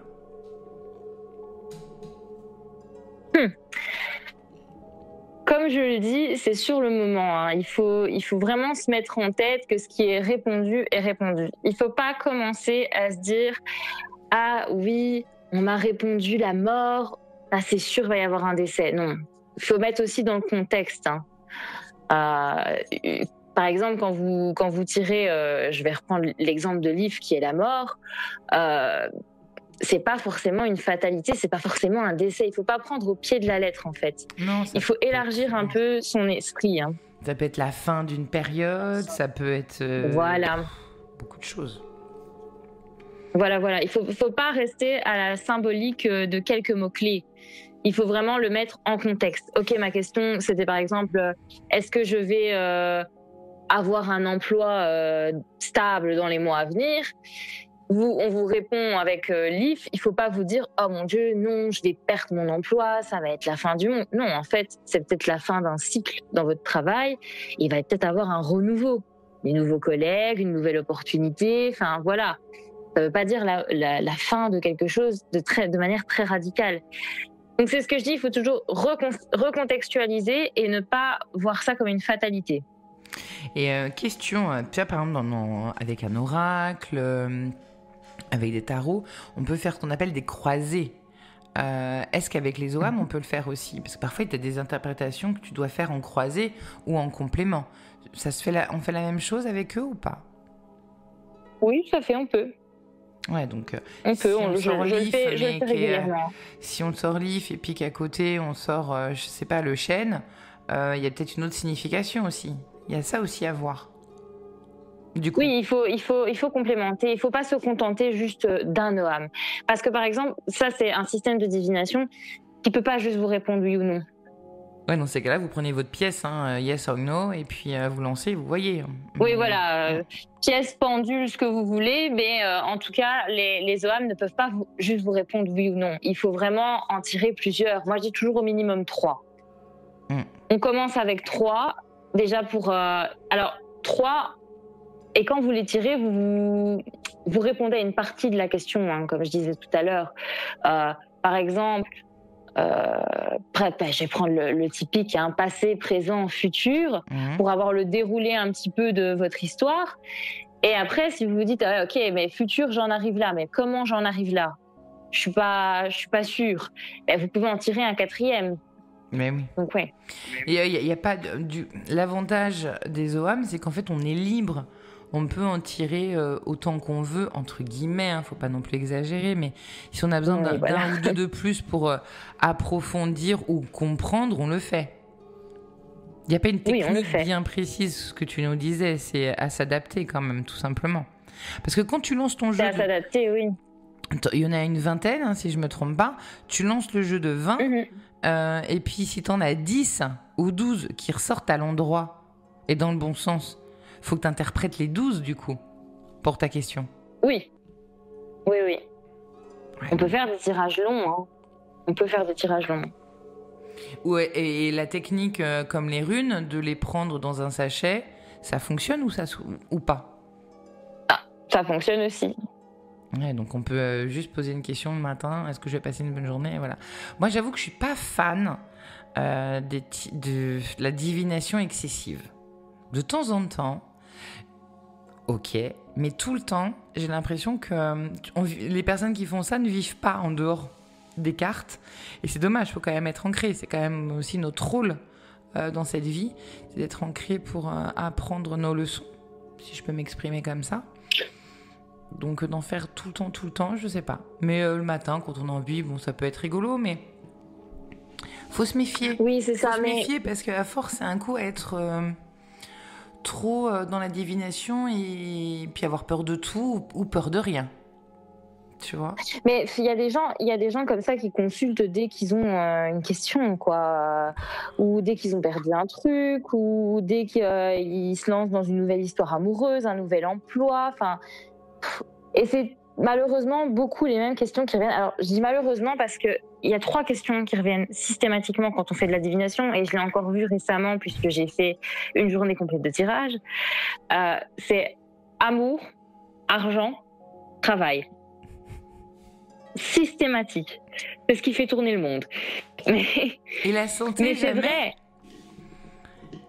Ça arrive, mais les gens sont plus réticents. Et puis aussi, moi, personnellement, je mets des limites au tirage sur la santé. Parce que moi, j'ai eu le cas dans mon entourage.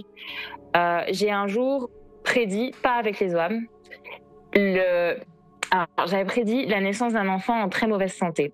Aïe. Mais vraiment en très, très mauvaise santé. Ça partait même sur du décès. Et c'était quelqu'un de très proche de moi. Et j'étais censée me réjouir. Et je n'ai pas réussi à me réjouir. Mais je ne lui ai jamais dit. Enfin, elle le sait maintenant, après des années, j'ai fini par lui dire. Mais pendant la grossesse, je ne lui ai rien dit. Et au final, le petit... en fait, il est lourdement handicapé. Aïe, le pauvre. Il est lourdement handicapé. Donc, c'est ce que je dis aux gens, quand vous posez des questions sur la santé, il y a des choses qu'on ne peut pas vous dire. Parce qu'on va vous susciter du stress, on va vous susciter peut-être de la paranoïa aussi, dans certains cas. Et alors aussi, moi, j'ai toute une charte quand je fais des tirages. Je ne réponds pas aux questions pour une tierce personne. Donc, quand on me demande est-ce que ma maman va décéder du cancer, c'est non. Je ne réponds pas. Je ne réponds pas pour les problèmes de santé mentale, parce que les personnes qui viennent déjà vous poser ce type de questions sont des personnes qui ne sont pas stables mentalement. Et je ne réponds pas aux personnes qui ont un handicap mental également. C'est bien que tu fasses que ce soit trisomie, autisme, etc. Je ne réponds pas. Parce que c'est déjà des personnes qui ont des problèmes de compréhension, de sensibilité avec le monde extérieur, etc. Et donc, j'évite vraiment d'en rajouter. Parce qu'un tirage, mine de rien, pour nous qui en faisons tout le temps ou qui en recevons tout le temps entre copines, on se fait des tirages, on a l'habitude. Mais sur quelqu'un qui va venir un jour dans un salon ésotérique par curiosité et qui va vous demander un tirage, ça peut avoir un impact quand même super fort. C'est ça. C'est le côté délicat, de la divination. Moi, franchement, la divination, la divination que j'adore faire, c'est pour le shadow work, parce que voilà, on a tous nos parts d'ombre, faut la travailler. Le souci, c'est que on n'est pas toujours très réaliste avec nous-mêmes. Où on dit ça c'est pas grave, on laisse de côté. Il y a ce côté-là aussi, pas tout de suite, je vais l'affronter. Tu fais ton tirage, tu te le prends bien directement que c'est ça et qu'il va falloir le travailler. Là tu te dis bon bah ok, c'est bon, j'ai compris, j'y vais. Là il y a un intérêt, c'est pour progresser. Pour le développement personnel, ça peut être sympa, mais trop dedans. Moi j'ai déjà vu des trucs aussi en faisant des tirages. J'étais très jeune, dans mes débuts de divination, et j'ai vu le décès des parents de mon cousin. Là, tu te dis, mais je dis pas, t'es jeune, tu sais pas quoi faire. Et ben heureusement, parce que 15 jours après, les parents ont pris un bus en pleine tête, avec les 3 enfants. Les 3 enfants sont restés en vie, et eux, quick. Chaud quand même, hein. Donc c'est pour ça que je suis pas fan. Des fois, il vaut peut-être mieux pas savoir. C'est pas... Oui, c'est ça. Et puis, on disait, il y a des gens qui tirent tous les jours, mais il y a aussi cette dépendance. C'est un peu comme une dépendance affective, en fait. Hein. On se raccroche pas à quelqu'un, mais on se raccroche à quelque chose. Hein, parce que, encore une fois, quand on fait de la divination, des fois, on peut aussi faire de la divination en appelant des esprits, etc., en appelant des proches pour essayer de communiquer. Pour moi, ça reste de la divination. Hein. Quand on me dit oui, la Ouija, c'est super mal, c'est de la divination. Hein. Ça, oui. Donc, divination quand les gens me disent je fais pas de... C'est ça, quand on me dit je ne fais pas de Ouija, mais je tire le tarot et je fais du pendule, la ligne est très fine. Hein. Donc, mais les gens, des fois, se raccrochent à ça et sont vraiment addicts à ça. Quand il y a des gens qui viennent demander une consultation, ça arrive souvent avec les problèmes d'amour. Ça, c'est terrible. Ils viennent demander une consultation, tu leur réponds, la réponse est très claire, tu leur fais un long tirage parce qu'ils ont des questions à rallonge, et 2 jours plus tard, ils sont de nouveau là avec une question très similaire. Ça sert à rien de reposer 15 fois la même question. Ça, c'est vrai. Et je suis étonnée que ça ne soit pas la santé qui sorte dans les questions primaires. Je pensais qu'ils auraient évolué. Je pense que déjà... Non, je pense que déjà, moi je travaille dans le milieu de la santé et malheureusement, la santé, c'est pas la priorité des gens. Oh la vache.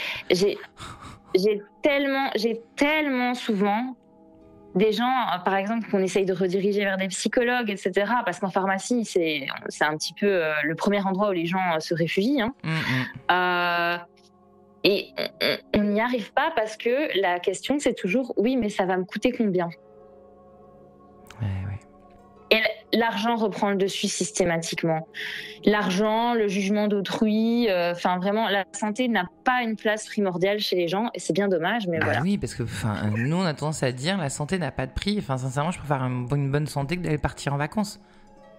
Chacun va midi à sa porte, mais ça me fait bizarre d'entendre ça quand même. Mais je pense que les gens qui pourraient penser, qui disent que la santé n'a pas de prix, c'est pas vrai. C'est parce que malheureusement, les conditions de vie actuelles font que la santé a un prix. Oui, je comprends ce que tu veux dire. C'est sûr qu'un exemple tout bête, rien que le dentiste. Si tu veux des super belles dents, ça te coûte une fortune. Mais c'est pas pour autant qu'il faut pas aller te les soigner. Alors, ce sera peut-être moins élégant, mais au moins aller te les soigner. Il y a des solutions qui sont peut-être pas top, esthétiquement parlant, mais au moins c'est soigné. Donc il y a peut-être un juste milieu. J'ai quelqu'un qui m'a envoyé un message et tu vas être très contente de la question. Alors je te dis d'abord la question et je te dis après qui c'est. C'est quoi ton tirage préféré avec les Ogham s'il ne fallait en garder qu'un? De la part de ta sorcière Florence. Coucou Florence. Ça fait plaisir. S'il fallait en garder qu'un, la base. Elle le sait, je ne fais pas des choses très compliquées, mais la base, le tirage à 3. Bon, voilà. Avec 3 Ogham, la base. Et du coup, les 3, pour toi, c'est passé, présent, futur? Ou pas du tout? Ça dépend. Non, ça dépend vraiment de la question. D'accord. Par exemple, je vais reprendre le travail parce que c'est une question qui revient souvent. Ouais. Vais-je trouver un travail? Ça va être plutôt comment, obstacle, dénouement, par exemple. D'accord. Donc en fait, c'est toi qui décides, parce que comme il n'y a pas de manuel, enfin à moins qu'il y ait un manuel, il y a le livre là que je mettrai en référence, mais il n'y a pas vraiment de règles comme un oracle que tu vas prendre lambda. Ils vont te dire, bah voilà, vous pouvez avec cet oracle faire tel et tel tirage. Avec les OAM, t'as pas de manuel réel pour les tirages. C'est toi qui décides en gros, ou pas du tout. Oui, c'est nous qui décidons. Non, c'est nous qui décidons. Bon, après, avec les oracles, une fois que tu as l'habitude, tu les transformes comme tu veux. Hein. Tu n'es pas obligé de suivre le livre. Ah oui, bah oui. Mais quelqu'un qui débute... Même dans les oracles, il y a toujours des suggestions, mais on fait toujours un peu à notre sauce. Hein. Oui, clairement. Mais quelqu'un qui débute, très honnêtement, je vais reprendre l'exemple de l'oracle sur les OAM de Secret d'Étoile. Il est très bien, mais moi, je n'utilise pas les méthodes qu'elle propose. Parce qu'en plus, pour des débutants, c'est ultra compliqué. On est vite à 5-6 cartes, voire plus à interpréter. Ouais. Là, et je trouve qu'au début, c'est compliqué. Ouais. Non, mais dans ces cas-là, utiliser la technique qu'on conseille pour les runes, on va faire pareil avec les OAM. En prendre une par semaine, bien s'habituer à ce que ça veut dire, à ce que c'est, machin. Au bout d'un moment, au bout de 3-4 mois, on a un peu plus les symboliques en tête. Et du coup, ça permet de mieux démarrer. C'est une technique comme une autre. Hein. Il y en a peut-être d'autres, mais ça peut être intéressant. Mais du coup... c'est une façon de les étudier. Hein. Toi, donc... de ce que j'entends, tu fais donc des consultations, des tirages, mais tu apprends aussi aux gens les OAM ? Alors, oui, quand j'en ai l'occasion, je donne des ateliers. C'est cool ça. Tu les fais qu'en Belgique ? Pour l'instant, oui. Ah, mais ça va pas du tout là. Il va falloir venir en France. ou en visio peut-être. Ça peut être sympa ça. Tu sens la demande ça pourrait. Tu sens la demande arriver tout doucement. Bah attends, quelqu'un qui est expert, vaut mieux aller apprendre à quelqu'un qui est expert que d'apprendre toute seule dans ton coin. Là, j'ai Mathieu qui demande, est-ce que tu proposes ou tu connais des ateliers pour apprendre à les lire et les fabriquer ? Bah tu vois, j'ai fait une bonne liaison sans le vouloir. Je vais pas me faire de l'autopub. Ah mais si, mais en fait, je connais que moi. Je ne connais que moi-même qui le fait sous forme d'atelier. Vraiment, je ne connais personne d'autre, du moins en Belgique et en France, qui le fait. Ah ben clairement, moi désolée, hein. Désolée Mathieu, mais c'est pareil. Je connais que Jessica. Après, s'il y a d'autres personnes, faites-nous signe, hein, avec grand plaisir. Après, j'ai aussi une très bonne page à conseiller pour ceux que ça intéresserait. C'est une page Facebook qui s'appelle OAM Alphabet. Attention, c'est en anglais la plupart du contenu, hein, mais pour ceux qui sont bilingues, il doit y en avoir, ça peut aller. Vous avez Tradition and Tales, donc OAM Alphabet Tradition and Tales, et là, il y a énormément d'experts directement, soit irlandais, soit anglais, qui parlent des OAM. Et il y en a même qui en font des vidéos où ils en discutent directement. J'irai voir. Tu as Inès qui demande, as-tu une expérience... Si je parle loin du micro, ça va pas aller du tout. Mais là, l'ordinateur, je fais des allers-retours, t'as vu? Inès demande, as-tu une expérience marquante où les OAM t'ont vraiment guidée? Une expérience marquante... Oui. Une fois, mais c'était pas pour moi, c'était un tirage du coup pour ma meilleure amie, où elle me demandait si elle allait trouver une maison avec son compagnon, sachant qu'ils étaient dans une situation avec leur contrat, etc., où c'était pas du tout propice. Et je voyais vraiment, c'était un tirage désastreux. Vraiment, ils allaient passer un sale quart d'heure. Oui. Et quand je lui ai dit, elle s'est littéralement effondrée, forcément. Et elle m'a dit, elle a pris ça comme une fatalité, alors que je lui avais dit, et je lui rabâche chaque fois, ne prends pas ça comme une fatalité. Elle a pris ça comme une fatalité pendant des mois. Forcément est arrivé tout ce que je lui avais prédit, hein, disputes, difficultés financières, perte d'emploi, bref, tout ce qui ne va pas. Je me permets juste de te couper. Là, c'est bien ton exemple, parce que c'est ce qu'on disait, le côté trop psychologique. Dans le tirage, justement au moment du tirage, peut-être que le tirage est en train d'indiquer que tu vas entendre que c'est mauvais, et donc du coup ça va être mauvais parce que tu vas rester dedans. Donc si elle avait trouvé l'opportunité de se sortir de ça, peut-être que... Mais vas-y, continue. Oui. Elle n'a pas du tout trouvé cette opportunité, et donc en fait elle m'a redemandé un petit peu plus tard un tirage pour savoir pourquoi ça n'allait pas. Là, elle a plutôt demandé pourquoi ça ne va pas. Parce que, ok, elle avait vu que ça n'irait pas, mais elle s'était pas demandé pourquoi, quelles en étaient les causes, etc. Et là, je lui ai trouvé. Et elle a mis en place des solutions. Et là, tout s'est débloqué d'un coup. Et ben voilà. Elle a trouvé une maison de ses rêves, avec une pièce en plus pour le studio de son compagnon. Enfin, c'était incroyable. Il n'y a plus jamais eu de dispute entre eux. Il l'a demandé en fiançailles. Enfin, voilà. Le top, quoi. Donc, c'est vraiment une expérience marquante dans le fait, au début, on est passé d'une question basique où la personne ne sait pas de poser de questions elle-même, parce que c'est ce que je dis, il faut vous poser des questions à vous-même aussi quand on vous tire les cartes, n'importe quelle méthode de divination. Et après, elle revient vers moi, elle demande pourquoi, et là, on donne les outils, en fait. Ça, c'est ce qui m'a marqué, parce que je me suis rendu compte que c'était pas juste donner une photo de ce qui allait se passer, mais on pouvait aussi donner des outils pour avancer, quoi. Oui, c'est important. C'est surtout ça, moi, je dis la divination. C'est surtout pour avoir les outils.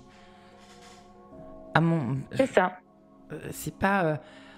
la question basique, est-ce qu'il va me demander au mariage? Est-ce que mon amour va revenir? En fait, c'est même pas ça le plus intéressant. C'est savoir qu'est-ce que je dois faire pour me sentir mieux, ou pour faire ceci, ou pour faire cela. C'est plus intéressant, la divination, dans cet ordre. Je sais pas ce que t'en penses, mais... Oui, mais ce genre de questions, ça vient souvent de personnes qui sont déjà sensibilisées à ça. Ah, bon, raté. Souvent, les clients, en général, c'est des questions très, très basiques. C'est pour ça que moi, je me permets toujours de reformuler leurs questions. Et pour les aider pour avoir quelque chose un peu plus profond. T'as déjà eu quelqu'un qui t'en a voulu d'un tirage?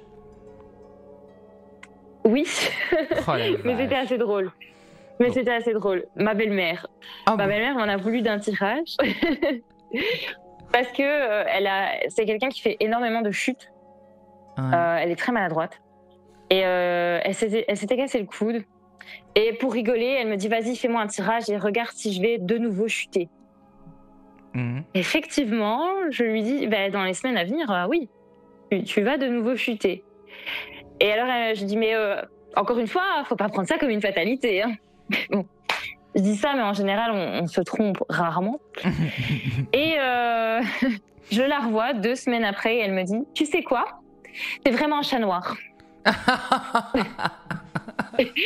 la regarde, je dis, pourquoi tu me dis ça? Depuis que tu m'as dit que j'allais tomber dans les escaliers, elle dit, plusieurs fois j'ai manqué de tomber, et ici, il y a 2-3 jours, paf, je me suis froissé 2 côtes. Oh mince, la pauvre. Elle me dit, j'en suis même venue à penser que tu l'avais souhaité. Oh. Non, pas du tout. Mais bon, c'était bonne enfance sous le ton de l'humour, quoi. Mais voilà, elle m'en a un peu voulu. Elle me dit, tu aurais dû te taire. Tu as appelé à ce que ça m'arrive.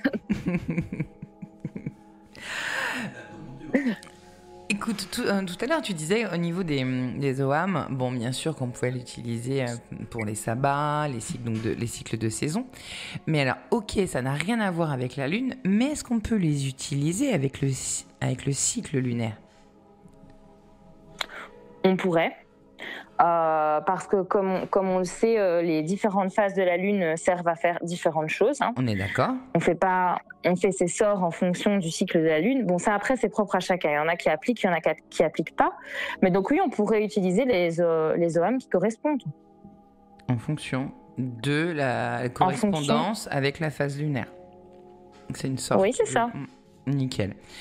Et peut-on fabriquer soi-même nos propres OAM, comme tu l'as dit, oui. Et comment les consacrer? Est-ce qu'on les consacre comme n'importe quel outil magique, ou est-ce qu'il y a des méthodes bien spécifiques? Mais je pense que la consécration, c'est vraiment spécifique à chacun. Moi, je disais que déjà, les créer soi-même, c'est déjà une forme de consécration. On sait à quoi ils vont servir, on les fait pour quelque chose. Et alors, après, on a chacun notre petit rituel. Hein. Il y en a qui vont les mettre dans un chaudron, il y en a qui vont les mettre dans un bol tibétain. Ça dépend un peu de sa spiritualité et de ce qu'on fait en général, en fait. Hein. Les Oghams, c'est comme n'importe quel outil divinatoire ou magique, si je peux me permettre. Faut que ça résonne avec vous et vous consacrez comme vous avez l'habitude de consacrer. Il faut que ce soit aligné, en fait, avec vos intentions, vos croyances, vous, tout court. Oui, c'est ça. Moi, par exemple, je sais que quand je crée un set d'Ogham, je me le trimballe pendant 1 semaine dans mon sac à main. Voilà. Parce que moi je l'ai fait en argile, donc ça m'arrive d'en casser, donc j'en refais régulièrement. Mais quand je le fais, je les trimballe dans mon sac à main, je les emmène avec moi au travail, je les emmène avec moi dans mes rendez-vous, je les emmène avec moi chercher mon fils à l'école. Enfin, ils sont partout avec moi pendant 1 semaine. Et alors, ce qui m'arrive aussi, si j'oublie de me les trimballer, c'est que je les dépose sur mon hôtel. Parce que mon hôtel, c'est le centre de ma pratique et c'est le centre en fait de toutes mes idées, de toutes mes intentions, etc. Et donc, je le mets là, c'est un peu comme si je l'imprégnais de ma personnalité en fait. Et oui. Et donc toi, tu les fais en argile. Donc tu as une technique à nous donner, boule d'argile, vernis, quelque chose pour Alors moi, je l'ai fait en argile. Moi, je l'ai fait en argile autodurcissante. Je coupe des petits rectangles. Je grave les Oghams dedans et après je les peins selon mon inspiration du moment. Ou alors, ça m'est déjà arrivé d'en faire en bois aussi. Pyrogravé. Où là, j'avais été chercher... Oui, c'est ça, toutes des petites brindilles de chêne. J'avais retiré une partie de l'écorce, juste une partie, pas tout. Et j'avais pyrogravé cette partie-là. Ben voilà. On va faire une pause musicale, 3-4 chansons et on se retrouve tout de suite après. Oui. Allez, à tout de suite. Ça marche. À tout de suite. Artemisia Wildy sur Fusion Maxima.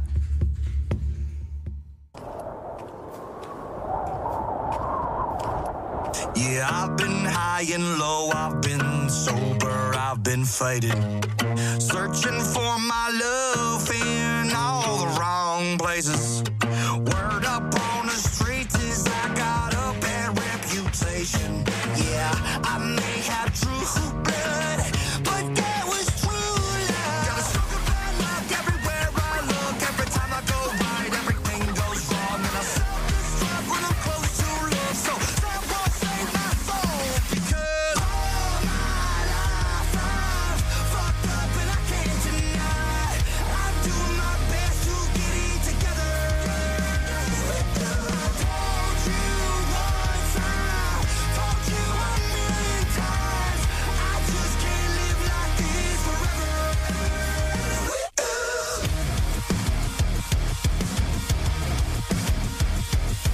Yeah, I've been up and down, I've been through hell and back. I've had my share of drama, baby, please cut me some slack. I know you wanna get through to me, but I am my worst enemy. I may have true blood, but that was true love. Got a stronger bad luck everywhere I look. Every time I go right, everything goes wrong, and I self-destruct when I'm close to love. Better buckle down, giddy up, here we go. Because all my life I've fucked up and I can't deny. I'm doing my best to get it together. I told you once, I told you 1,000,000 times, I just can't live like this forever.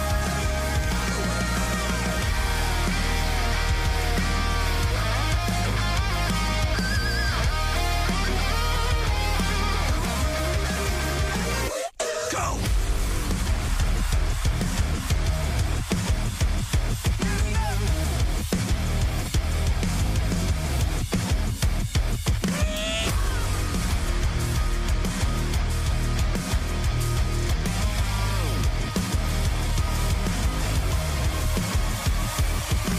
All my life I've fucked up and I can't deny. I'm doing my best to get it together.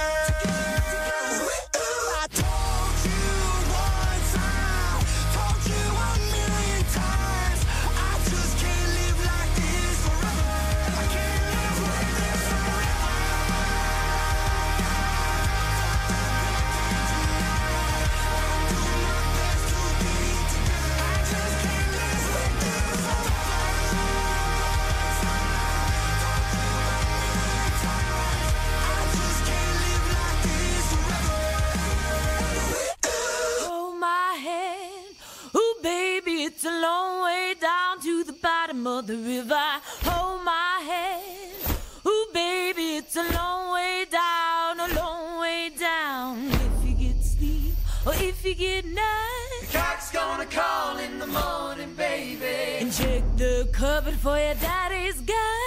Red sun rises like an early warning. The Lord's gonna come for your firstborn son. His hair's on fire and his heart is burning. So go to the river where the water runs. Wash him deep where the tides are turning. And if you fall, and if you fall, hold my hand. Ooh, baby, it's a long way down to the bottom of the river.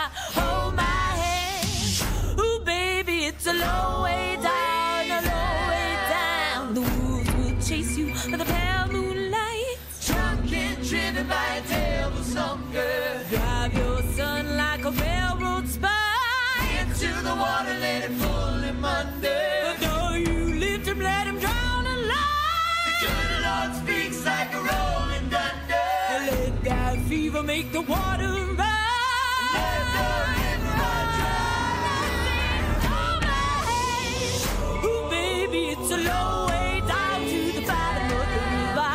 Hold my hand. Ooh, baby, it's a long way down, a long way down. Hold my hand. Ooh, baby, it's a long way, a long, long, long way. Hold my hand. Ooh, baby, it's a long way down, a long way down.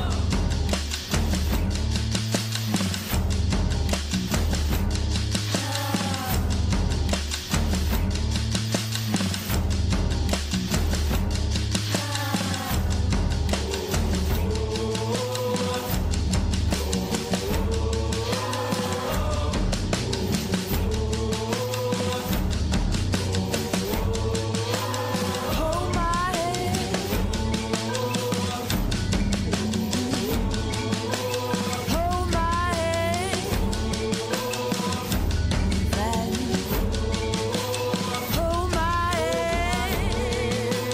Long way down to the bottom. Hold my hand. It's a long way down, long way down. Hold my hand. Ooh, baby, it's a long way down. Hold my hand.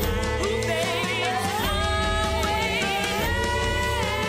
Hold my hand. Ooh, baby, it's a long way. Hold on now. Hold my hand. Ooh, baby, it's a long way down, a long way down.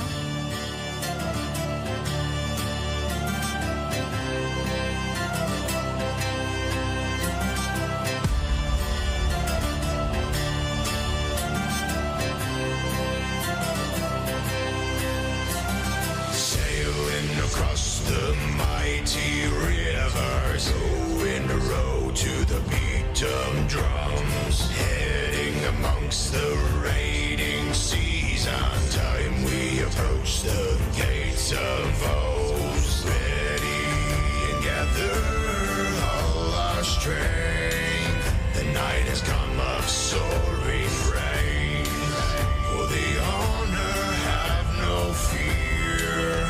We shall ascend this night of war.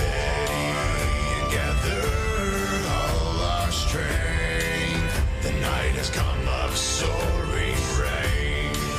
For the honor, have no fear. We shall ascend this night of war. And the whispers of our feet,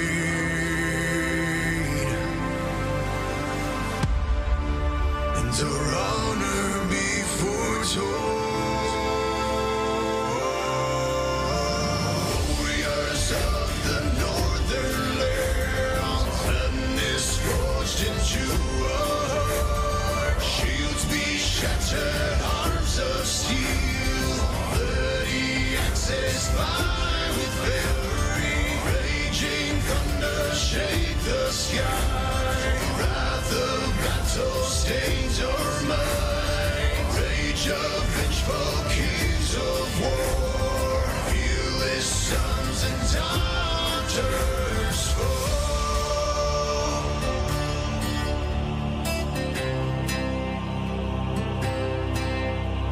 Sailing across the mighty rivers, going a road to the beat of drums, heading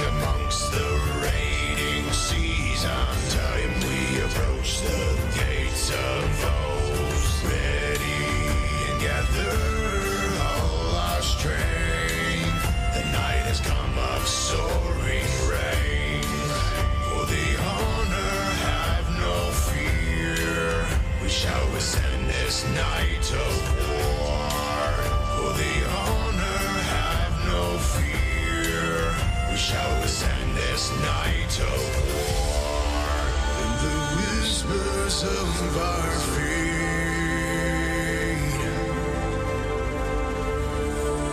and our honor be foretold. Warriors of the northern lands, madness forged into our heart. Shields be shattered, arms of steel, bloody axes fly with fury. Raging thunder shake the sky. Wrath of battle stains our mind. Rage of vengeful kings of war. Feel his sons and daughters fall. Artemisia Wildy sur Fusion Maxima. Et nous revoilà. Heureusement qu'il y a le jingle de décrochage, hein, parce que sinon on m'aurait entendu chanter. Et là, je vous assure que c'est pas bon du tout. J'adore ta playlist. Trop de chansons que je connais en plus, c'était trop bien. Ah ben voilà, parfait. Celle-là, tu la connaissais bien, celle-là. Ah bah punaise que oui. Ah, moi où je me suis régalée, c'était au festival Écho et Merveille. Oh, c'était que des musiques comme ça. C'était trop bon. Allez, on continue. Il y a quelques questions encore sur WhatsApp. J'en ai encore 1, 2, 3, 4, non 5. Non, 1, 2, 3, 4, 6, 5. Alors, Manon demande, peut-on les utiliser pour poser des intentions dans un rituel ? Oui. Oui. Oui. C'est ce que je disais tantôt. Hein. Moi, soit je les utilise pour la symbolique, ou alors ça m'est déjà arrivé aussi de carrément remplacer l'ingrédient qui était l'arbre par la représentation de l'Oham. Ben voilà. Vous avez la réponse. Voilà. J'ai pas d'aubépine, je mets l'aubépine. Et oui, c'est pas bête. C'est pas bête. Avec toutes les correspondances qu'il y a, ça peut être vachement utile. Pas bête du tout. Ouais. Alors là, j'en ai une autre qui vient d'arriver, donc j'y répondrai. Par contre, toutes celles qui arrivent à partir de top maintenant, on ne pourra plus y répondre parce que sinon on va dépasser beaucoup trop et ce sera pas gérable. Mais au pire, comme d'habitude, je les prends, je les note et je réponds plus tard. Alors, on a Alexandre. Existe-t-il des ouvrages fiables ou des auteurs à recommander pour approfondir le sujet ? Donc déjà, tu en as donné un tout à l'heure, Diaman, au GAM, que je mettrai sur le podcast, mais est-ce que tu en as d'autres à recommander ? Oui, j'en ai d'autres. Alors là, par contre, je regardais parce que je les ai notés avant de commencer, parce que je ne peux pas retenir tous les noms. Tu m'étonnes. Alors moi, je vais les noter de mon côté aussi. Et comme ça, vas-y, je t'écoute. Alors, donc il y avait effectivement le livre de Dianan, le groupe Facebook que j'ai cité aussi. Il y a aussi, donc, il y a des vidéos YouTube. Donc, il y a les Oham, très simple. Tradition des druides. Si vous tapez ça sur YouTube, vous allez trouver. Et alors, il y a l'Oham de Lyra Seeltoir. Là, je vais les player. Ouais, je veux bien. Vas-y. Donc, Lyra, c'est Lyra. Oui. Et ensuite, plus loin, Ceol. Ceel. Oui. Toir. T ou P ? T comme tonton. O-I-R. Seeltoir. Seeltoir, ouais. Ok. Et alors, elle, donc c'est aussi sur YouTube, mais elle a également sorti un livret, un ouvrage complet avec l'histoire, etc. des Oham qu'elle vend sur son site. Et t'as le titre ou pas du livre ? Mais je pense que ça s'appelle l'Oham. Elle le cite à la fin de sa vidéo. Ok. Bon, bah, de toute façon, j'irai voir et au pire, allez, je mettrai les références ISBN, comme ça au moins, les auditeurs, ils auront toutes les infos. Après, on a Chloé. Existe-t-il une manière de nettoyer ou recharger ces Oham ? C'est intéressant. Alors, moi, mais ça c'est personnel, je ne nettoie jamais mes outils de divination. Il n'y a que toi qui les touches ?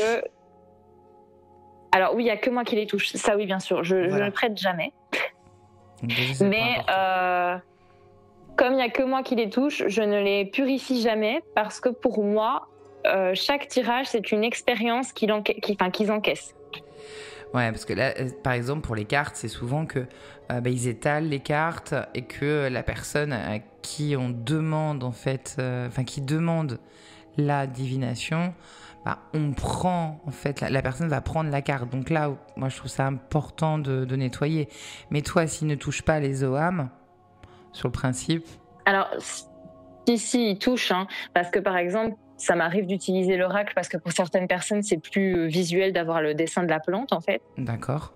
Et donc là, il touche, mais même là, je ne purifie pas parce que je fais partie des gens qui pensent que ça accumule une expérience. D'accord.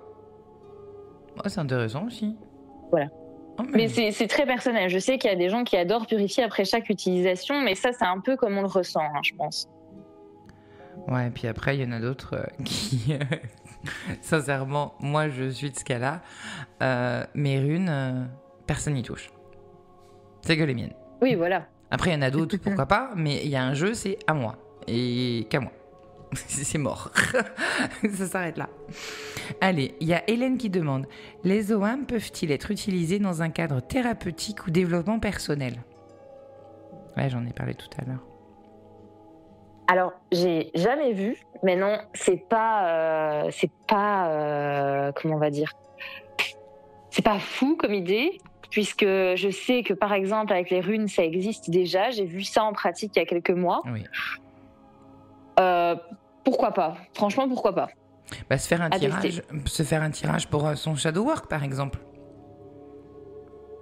Oui, mais là, par exemple, avec les runes, ce que j'avais observé. J'avais regardé un praticien le faire il y a 2 mois d'ici. C'était, il les apposait sur les différents chakras. Ah. Donc, lui avait fusionné plusieurs croyances, plusieurs méthodes, etc. Donc, pourquoi pas ? Ouais. Mais de toute façon, voilà, si c'est aligné avec lui, si ça résonne, moi j'ai envie de dire why not. Oui, si les clients et les personnes qui ont recours à ces méthodes trouvent qu'il y a une solution, voilà. Pour moi, il n'y a pas de solution fantaisiste. Si les gens y voient des effets et que ça leur fait du bien, pour moi c'est ok. T'as Kevin qui demande, peut-on les utiliser pour faire des talismans de protection à porter sur soi ? Oh oui. Oui, je le fais moi-même. Ça... Oui. Et ça arrive très souvent, qu'après l'atelier, il y a des gens qui m'envoient des photos, ils se sont fait des pendentifs, ils se sont fait des talismans, etc. Oui. Par exemple, dans le tatouage, ça sert de talisman. Souvent. Voilà. Amandine, et c'est la dernière à qui je réponds, est-ce qu'on peut avoir un lien fort avec certaines OAM selon notre date de naissance ? Est-ce qu'on a d'ailleurs, en fonction de la date de naissance, un OAM ? Voilà, genre signe astrologique, à la place du signe, c'est l'OAM. Non, je pense pas, parce qu'il n'y a pas de correspondance vraiment définie. J'avais trouvé moi des correspondances arbres et plantes en fonction du mois de naissance. Oui, ça oui, donc on pourrait passer par là, effectivement. Maintenant, quand on connaît un petit peu... l'astrologie aussi, c'est toute une histoire de correspondance. Quand on connaît un petit peu le caractère d'un signe, la façon dont la plupart des gens de ce signe ont tendance à penser, etc., on peut très vite trouver l'OAM qui va avec. Bah oui. Donc oui, mais il n'y a pas de connexion directe avec. Bon, voilà. Écoute, on s'approche de la fin à grands pas. Moi, j'aurais voulu que tu me parles si tu avais des futurs projets ésotériques. Et aspires-tu à en faire ton activité principale ? Alors, futur projet ésotérique, oui. Alors, on t'écoute. Puisque je redonne un atelier au Boudoir des Sorcières à Florène. Ah là là, le Boudoir des Sorcières, mais qu'est-ce que je sais, j'aimerais y aller. J'arrête pas de le voir. Donc, pour les Belges ou pour les Français du Nord, n'hésitez pas. J'ai ouvert les inscriptions à l'atelier il y a 2-3 jours d'ici. Alléluia. Go les gars. Et ça se passera le 21 juin. Évidemment. Bien. Et toi, t'es dans le sud. Ouais, mais tu sais, enfin, les avions et les trains, ça marche bien. Ça marche bien. Non, mais là, l'Alita, sans mes enfants, c'est juste pas possible. Voilà. C'est mon anniv en même temps, alors t'es gentil. À chaque fois, moi, j'ai Lita qui est... Je suis du 22 juin. Donc, à chaque fois, Lita est toujours là. Donc là, l'ambiance, c'est... on fête Lita et minuit 10, on fait le gâteau. Grosso modo. Je peux pas dire non, je m'en vais, je vais au boudoir des sorcières. Ils vont un petit peu faire la tête à la maison, ça va pas bien le faire. Ok, et donc cette activité, tu en aspires d'en faire vraiment ton activité principale ou tu veux quand même dissocier une activité professionnelle que tu as l'air d'apprécier quand même, la pharmacie, ou est-ce qu'un jour tu aurais envie de quitter ce monde et te spécialiser vraiment dans l'ésotérisme et d'en vivre? Alors, je dis pas qu'un jour je quitterai pas mon emploi principal parce que voilà, c'est un emploi qui évolue et est-ce que j'arriverai toujours à suivre, je ne sais pas. Mais pour l'instant, non. J'aime ce que je fais et l'ésotérisme à la base c'est une passion. Et à la base, je ne faisais pas tout ça. Comme je l'ai dit, je faisais tout dans mon coin. Mais entre-temps, j'ai rencontré certaines sorcières. On va pas viser Florence. Toutes les deux, en même temps. Qui ont eu tendance à me mettre des coups de pied au cul et à m'inscrire des fois par force à certaines choses. Et donc, j'ai suivi et après, j'apprécie beaucoup ce que je fais, mais pour l'instant, ça reste une activité secondaire et ça me va très bien comme ça. Mais si tu trouves ton équilibre, c'est parfait. Et donc, on peut te suivre sur quelle plateforme? Alors déjà, Instagram sûr. Est-ce que tu as d'autres réseaux sociaux? Pour l'instant, non. Parce que déjà, Instagram, c'est difficile à combiner avec ma vie professionnelle et familiale. Mais je pense peut-être un jour me mettre sur TikTok, je pense. Ok. As-tu un site internet sinon? Non. Non, vraiment. Voilà, c'est que la page Insta. Donc, pour... Que la page Insta, oui. Alors, redis bien ton nom. Mama Purpura. Maga. Pourquoi je dis méga? Voilà. Alors, de toute façon, comme d'habitude, sur le replay, je note toujours le petit résumé et où vous pouvez retrouver l'invité. Donc, je ne manquerai pas de mettre le lien Insta. Il n'y aura pas de souci, vous n'avez plus qu'à cliquer dessus et vous atterrissez sur la page. Je mettrai aussi du coup les 3-4 références que tu as données. Si tu pouvais m'envoyer après le lien du groupe ou de la page Facebook pour être sûr que je ne me trompe pas en fait de groupe, ce serait super. Comme ça au moins, je peux mettre le bon lien. Et voilà, nous terminons cette émission sur les Ogham. Un magnifique héritage celtique alliant l'écriture. Alors, on a dit un signaire. Attention, c'est pas un alphabet. Et la spiritualité. Un grand merci à toi, Jessica. J'ai passé un super moment. Merci à toi. Avec grand plaisir. Mais Florence a bien raison de te recommander de découvrir cette pépite que tu es, tant humainement que dans tes connaissances. C'était super intéressant. La semaine prochaine, non, c'est normal. La semaine prochaine, nous poursuivrons notre exploration. Exploitation, pourquoi je dis exploitation ? N'importe quoi. Notre exploration avec un nouveau thème captivant, la reliance végétale. Tisser un lien animiste avec la nature et les plantes, avec Julie de Grimoire des Herbes. Restez connectés sur nos réseaux pour découvrir les prochains épisodes.